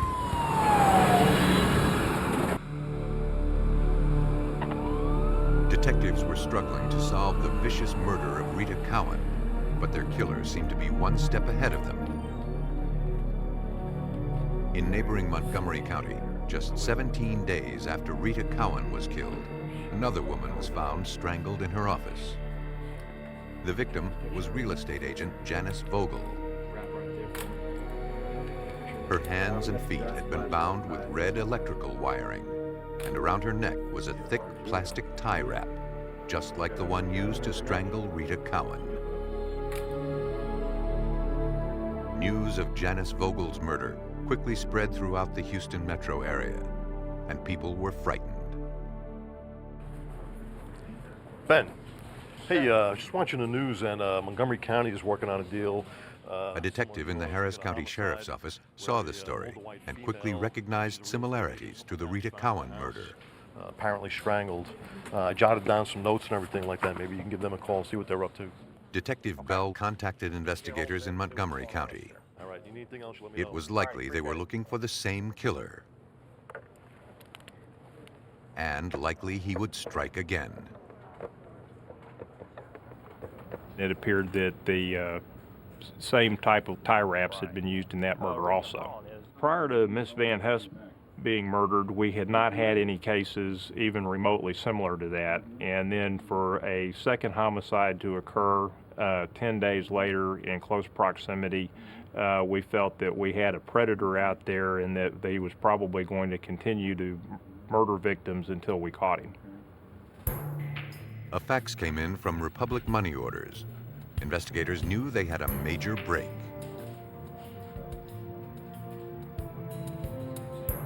They had discovered that the larger money order had been cashed, and they had sent me a photocopy of the cashed money order front and back, showing a purchaser's name, and the back had been endorsed by another person. The $400 money order had been cashed at Ice House, a local bar, and the signature was revealing. The front of the money order showed that the money order had been purchased by a Roy Landry, with an address in South Houston. There was a second signature on the back of the money order, but only the first name, Bill, was legible. We conducted a computer check on Mr. Landry, located a rather extensive criminal history on him, and immediately determined that he was a potential suspect in our case based on his past criminal history. Detective Bell finally had a suspect. Now he needed to find him. We located a mugshot photo of Roy Landry, placed it in a photo spread, and my partner and I drove out there to the ice house. If this is all you got, I'm going to go. The Ice House was a no-frills beer and whiskey hangout where patrons minded their own business. Investigators went there in the hopes of finding more information about the money order. Harris County Sheriff's Office. Can you take it, Joe? We're going to go ahead and show They you. presented the photo lineup with Roy Landry's picture. You sure? You don't recognize it? The owners didn't recognize anyone, and they had never heard of Roy Landry. Positive? Okay, how about the back? Detectives showed them the other signature with the first name Bill. Bill Kutzner. This they recognized right away. It was Bill Kutzner. They had another check from Kutzner, one that bounced. The signatures were nearly identical. They immediately recognized the name as Bill Kutzner, and he's the person that is their refrigeration and air conditioning man out there. Bill left us something bad. Detectives needed to speak with both Kutzner and Landry. So They reached Roy Landry first. we were able to make contact with Mr. Landry. He came down here to the Homicide Division to provide us with some limited information regarding Mr. Kutzner and where we might be able to locate him. For the purchaser is Roy Landry. They discovered he had a lengthy criminal record, and when they caught up to Landry, he was reluctant to give them any information. You can either be a witness or you can be a defendant. What's it going to be? All right, I'm not going to take the rap. Landry gave in to detectives and gave up information on Kutzner's whereabouts. About doing a robbery or something? Yeah, he said something about doing a robbery. Said it was an easy pick because the lady was by herself. I asked him why he didn't need to do it himself, and he said he lived too close. You know where that stuff is now? Yeah, it's at that house.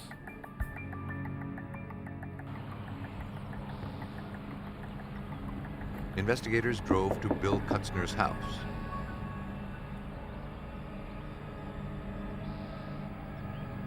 Most of the windows didn't have curtains on them. There seemed to be very little furniture in the house, and it almost appeared that the house had been abandoned. Kutzner was nowhere to be found. But then, Detective Bell made a startling discovery. When I was walking back to our car, I stopped right and noticed right laying in the driveway, almost embedded in the gravel, was one of the large white tie wraps that had been used in both of the homicides. Detective Bell knew the tie wrap was circumstantial evidence, insufficient to make an arrest. Each clue brought them closer to catching the killer, but detectives needed to hurry if they were to stop him before he struck a third time. Yep. Investigators were closing in on the killer who was terrorizing a community. 2 women were dead, and detectives were working round the clock to catch him before he killed again. Detective Ben Bell did a background check on their prime suspect. His full name was Richard William Kutzner, and he had a history of arrests. One of the neighbors of him. Detective Bell interviewed Kutzner's ex-wife. There's been hardly any communication at all. She said she hadn't spoken with him in weeks, and she had no idea where he might be. But then, she recalled a key incident. The truck was, and they took that, and that was really the last of anything we had left. Kutzner had fallen behind in the payments on his truck. What do you want? No, get away. Leave my truck alone. And a few weeks earlier, a repo man showed up to take possession of it. I can get the money. Man, I don't have nothing to do, man. I just... Kutzner was furious, but there was nothing he could do as he watched his truck being taken. His ex-wife remembered he didn't even have a chance to remove his gear from the back of the truck. He was very violent. She recalled the name of the auto company that took possession of the vehicle. Drunk. I could smell alcohol on him. You know, that's an old story. That's never going to change. It was A&W Motors, if I'm not mistaken.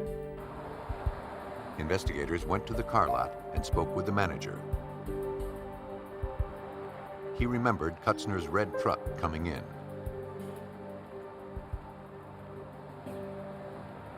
He had told us that when the truck was repossessed, all of Kutzner's personal papers, air conditioning equipment, tools, all of his belongings were still in the truck. That Kutzner had contacted him, said that he was going to come by and pick the stuff up, and then when he never showed up, they removed all of Kutzner's belongings from the truck, boxed them up, and locked them in one of their sheds for safekeeping. Investigators looked at Kutzner's possessions, careful not to touch anything. Wanting a closer look, they chose to obtain a warrant. We could see that several of the ties similar to what had been used in our case and the Montgomery County case were clearly visible in the box. Since we were dealing with the possibility of 2 capital murder cases here, we decided to err on the side of caution and went ahead and obtained a search warrant before we went through the box and all of Kutzner's belongings.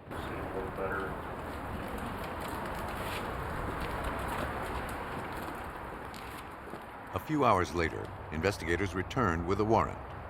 They discovered a mound of evidence. Once we got the box, we found that there were tie wraps that matched the Harris County case. There were tie wraps that matched the Montgomery County case along with red wire. They also found a $10 money order, as well as a tenant information form on Unit 308. It matched the contract found on Cowan's desk. Rental information form with the unit number on it. Investigators also retrieved a pair of diagonal wire cutters. Examiners at the crime lab had already established the killer had used a cutting tool, such as wire cutters, at the crime scenes.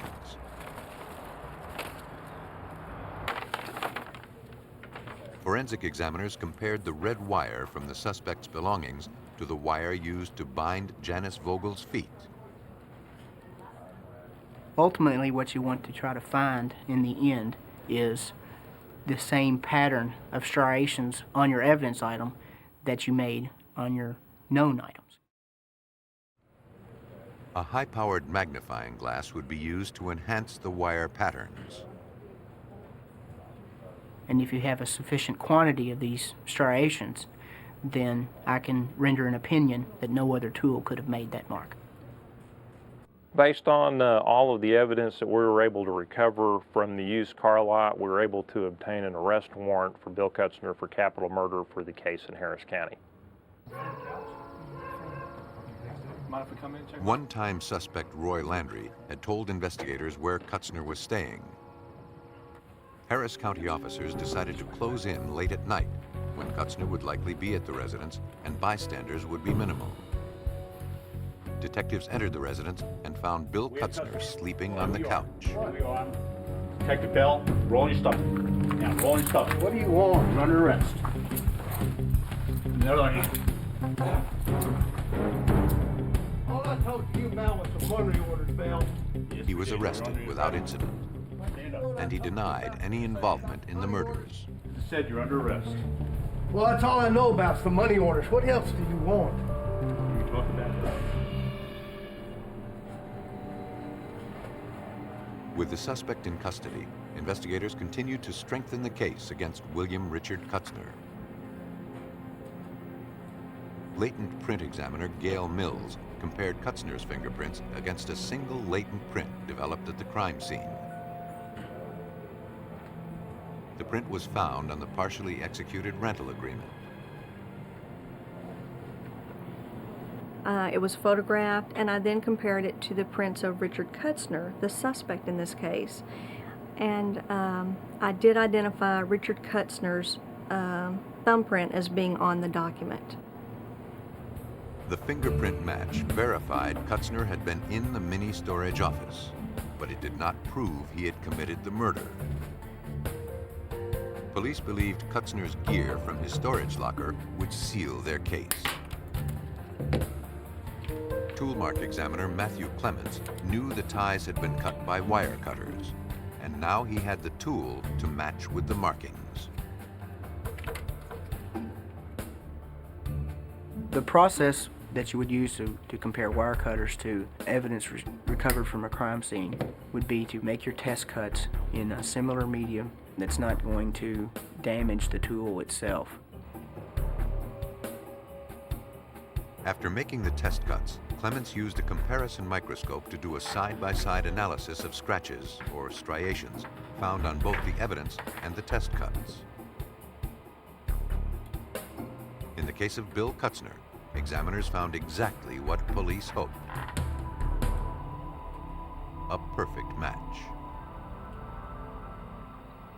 The forensic evidence that we were able to obtain, the fingerprint, the tool marks on the wire, and the tie wrap, showed that Bill Kutzner was the person that committed both of these murders, and only Bill Kutzner. And Bill Kutzner got what he deserved when he was sentenced to death. He was executed on August 7th, 2002. Bill Kutzner purposely avoided high-profile locations to commit his crimes.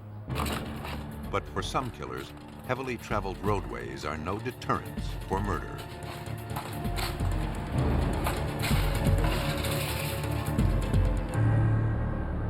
Foley, Alabama is a small town of 150,000. The crime rate is low and murder is rare. December 4th, 1997. Boldly in broad daylight, a robbery is taking place along a highway. A customer just finished filling his car with gas. He went inside to pay. Nothing could have prepared him for what he saw next. He called 911. 911, what is your emergency?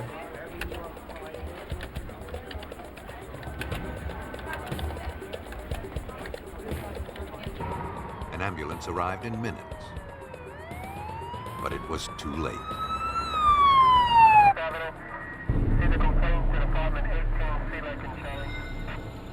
The victim's driver's license was found. She was 43-year-old Nancy Biddle, the owner of the store. Lieutenant Richard Springsteen of the Foley Police Department responded. It seemed that there was a struggle, and there was what appeared to be defensive wounds on the hands of the victim. There was some blood stains collected, fingerprints collected, multiple pictures of the crime scene, and of course the body of the victim was taken to the forensic sciences laboratories. Investigators noticed the knives on the sandwich counter appeared to have been handled. They were collected as evidence. The victim was autopsied by Dr. James Downs at the Alabama Department of Forensic Science. He analyzed her brutal murder. She had at least 35 different stab and cutting injuries to her face, her chest, her extremities. Nancy struggled to survive. She fought her killer ferociously, as indicated by the dislocated finger and the multiple defensive injuries. When I look at a knife wound on a body, what I'm trying to do is get a sense of the measurements. How far does a knife go into the body? And there's some room for interpretation. For instance, in a stab wound to the chest, the depth of penetration of a stab wound is different depending on whether or not one is inhaling, expanding their chest, or exhaling. Dr. Downs noted the width and depth of each wound, as well as cuts left on the victim's bones. Downs compared the stab wounds to each of the knives collected at the scene. In Nancy's autopsy, it was easy to determine that the stab wounds had actually penetrated into the body up to approximately 4.5 inches. That actually penetrated through bone, through rib, and through the breastbone. You look at the injuries for the type of weapon that might be used, and I measure each and every one of those 35 stab wounds. I measure how long the wound is on the body, how deep it penetrates into the body. That penetration gives you an idea of how long the blade is. And looking at the suspect knives that were brought in for me to compare against the wounds on the body, it was fairly easy to rule those out because the blade lengths weren't right, they weren't the proper thickness or the proper width. So none of those fit the wounds that were present on her body.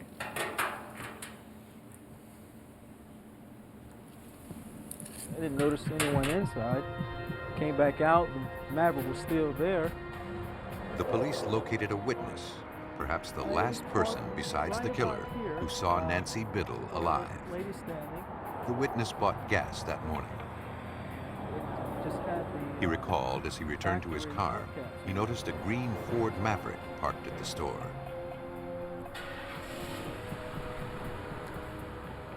He hadn't seen the driver, but his description of the car gave police their first lead.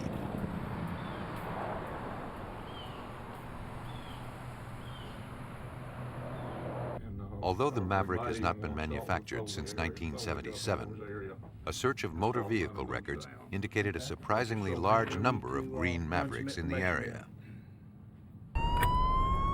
Police tracked down every green Maverick registered within a 60-mile radius of the crime scene. 5 Adam 628, correction, 5 Adam 6208 D. David, County Road 71 north of 64.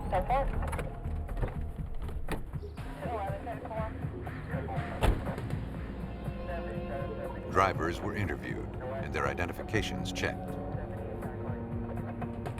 Good afternoon. See your license, please.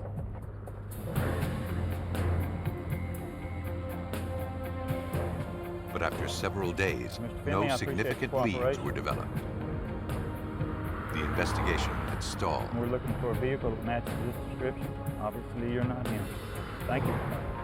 And although detectives believed the car would lead them to a killer, the trail of green Mavericks had led police to a dead end.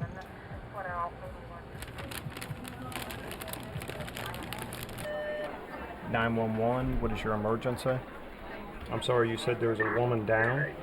What's your address there?" 10 days after the brutal killing of convenience store owner Nancy Biddle, 911 dispatchers received another distressing call.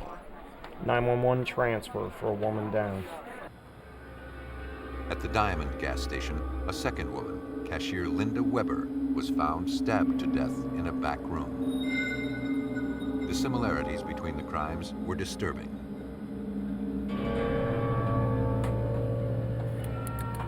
The service station was along the same highway as Biddle's gas station. And although the store had a video surveillance camera, the video recorder was torn from the rack, leaving behind no account of the crime.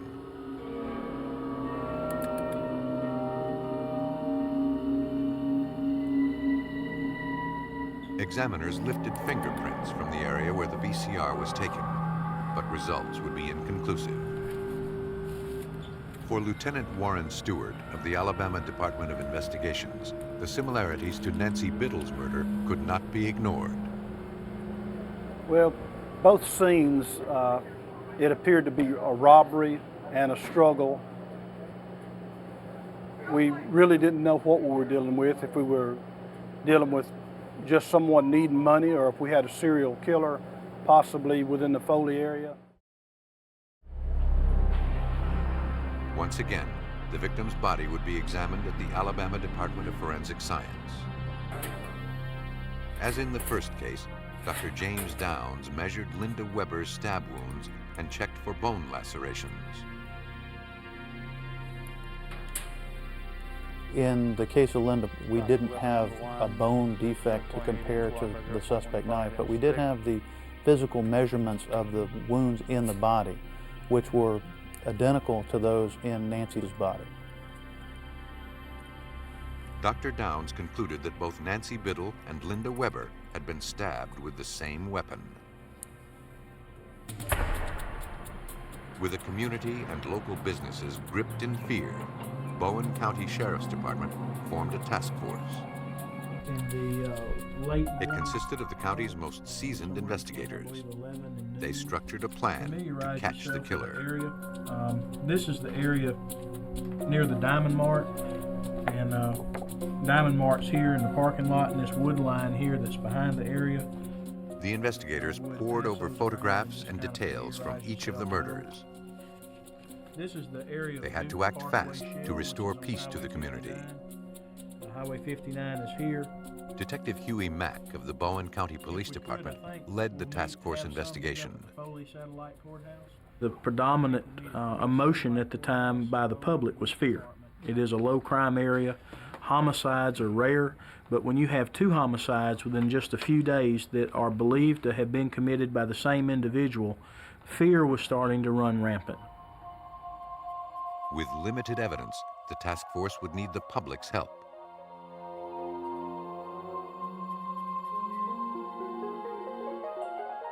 They blanketed the local media with information, set up a hotline and requests for tips. It began to pay off. A witness came forward as the police re-canvassed the area around the second murder scene. Detective Mack believed it might be a solid lead. After the second homicide, we had an individual who described a black male coming from the wood line within minutes of the crime being reported. Our witness literally heard the sirens responding to the gas station when she saw this individual run from the wood line. She thought she recognized the man from her neighborhood. His name was Calvin Stallworth. Detectives immediately searched the area behind the store.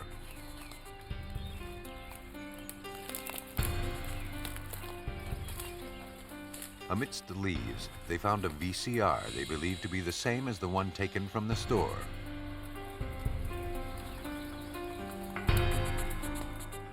Hoping to find a tape, detectives were disappointed to find the machine empty.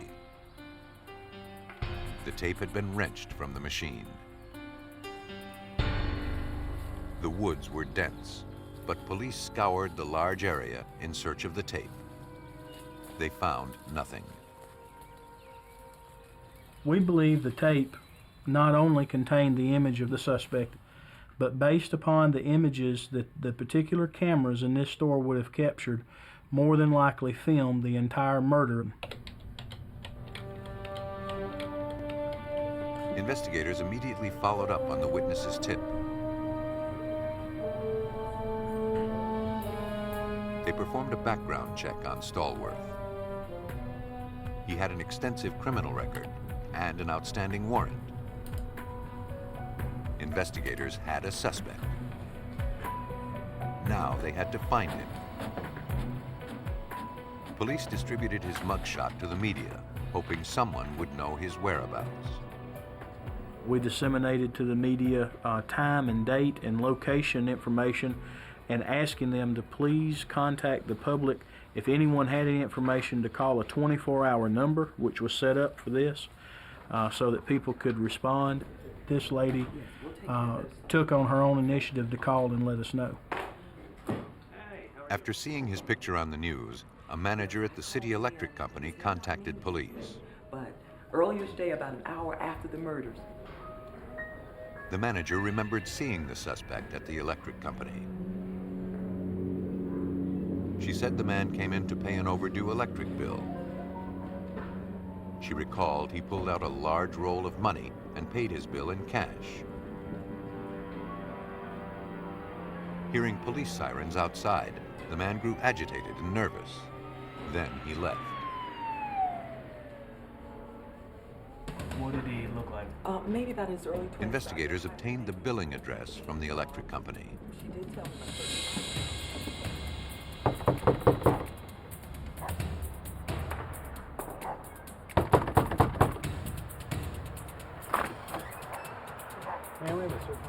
The address belonged to Stallworth's girlfriend. They presented her with a warrant.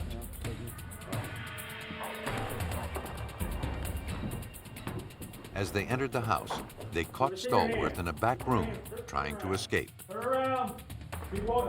Knowing he may be armed and dangerous, the officers drew their weapons and ordered him to surrender. Stop right there. They handcuffed the suspect and began searching the house.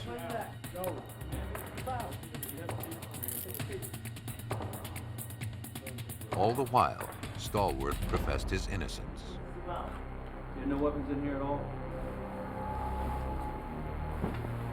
In the back bedroom, police found incriminating evidence. Detective, I found something. A knife beneath the mattress. This jacket here, is this yours? And blood-stained clothing. Can you tell me what that stain is on the sleeve there?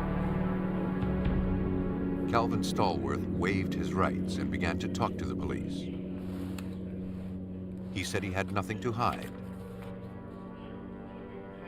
Stallworth insisted he had nothing to do with the murders and claimed he had never been at the stores.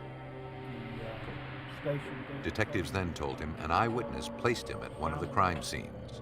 If you would explain to me the morning.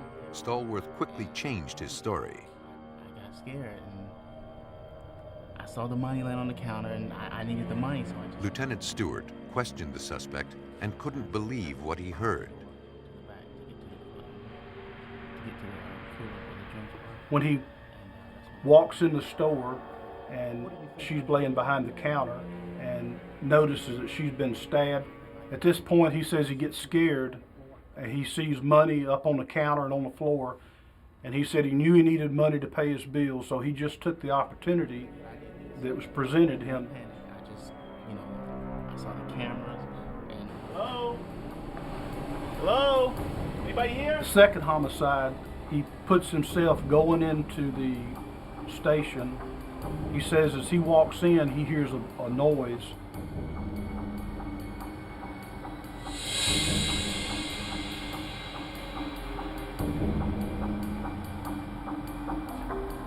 Ma'am.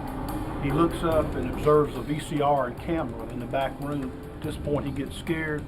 He's afraid he's on video and that if he don't take that VCR, he's going to be accused of the homicide. So he basically goes up, grabs the VCR, and leaves the scene of the second homicide.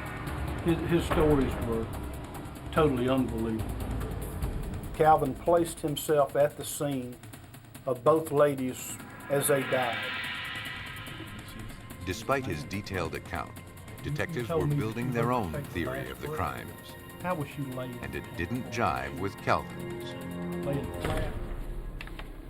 Forensic scientists would bring together all the pieces, confirming that Calvin Stallworth was indeed their man.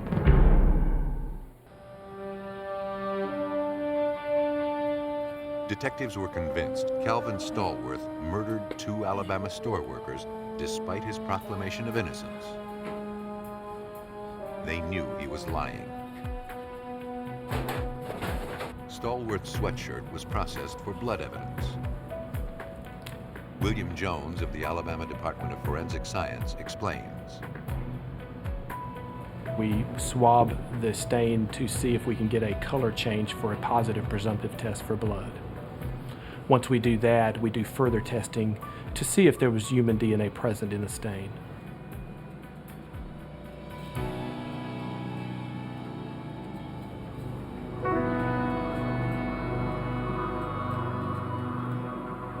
The blood was found to have the same DNA markers as the blood of Linda Weber. But because Stallworth admitted to being at the crime scene, the evidence was inconclusive.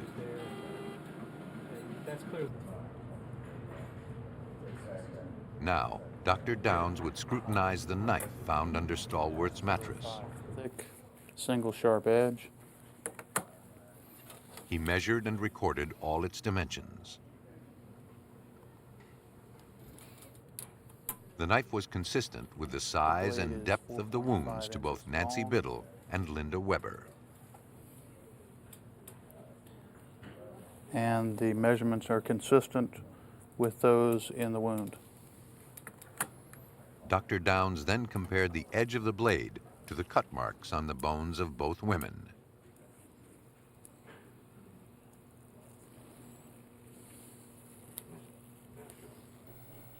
This, too, was a match. I was able to take that knife and measure it, the length of the blade, the width of the blade, the thickness of the blade, and compare that to the piece of bone that I had retained from my original autopsy. And I was able to take the piece of bone and the knife, and literally like a hand would fit into a glove, and to show that this knife had the exact same physical dimensions as the wound in the bone. The Alabama State Appeals Court has sent the case back to a Baldwin County Circuit judge. Although Stallworth's unbelievable story placing himself at the crime scene may have been enough evidence to sway a jury, investigators were quick to point out this case relied heavily on science to ensure a guilty verdict. Without forensics, we probably would not have obtained a conviction in this case. Forensic is what linked Calvin Stallworth to both scenes. Once again, science prevailed, bringing Calvin Stallworth to justice. He was tried and convicted of 2 counts of capital murder. He was sentenced to death for his crimes. I think I must have left. Most killers try desperately to cover their tracks. But there are times the very act of their violence creates a signature that cannot be erased.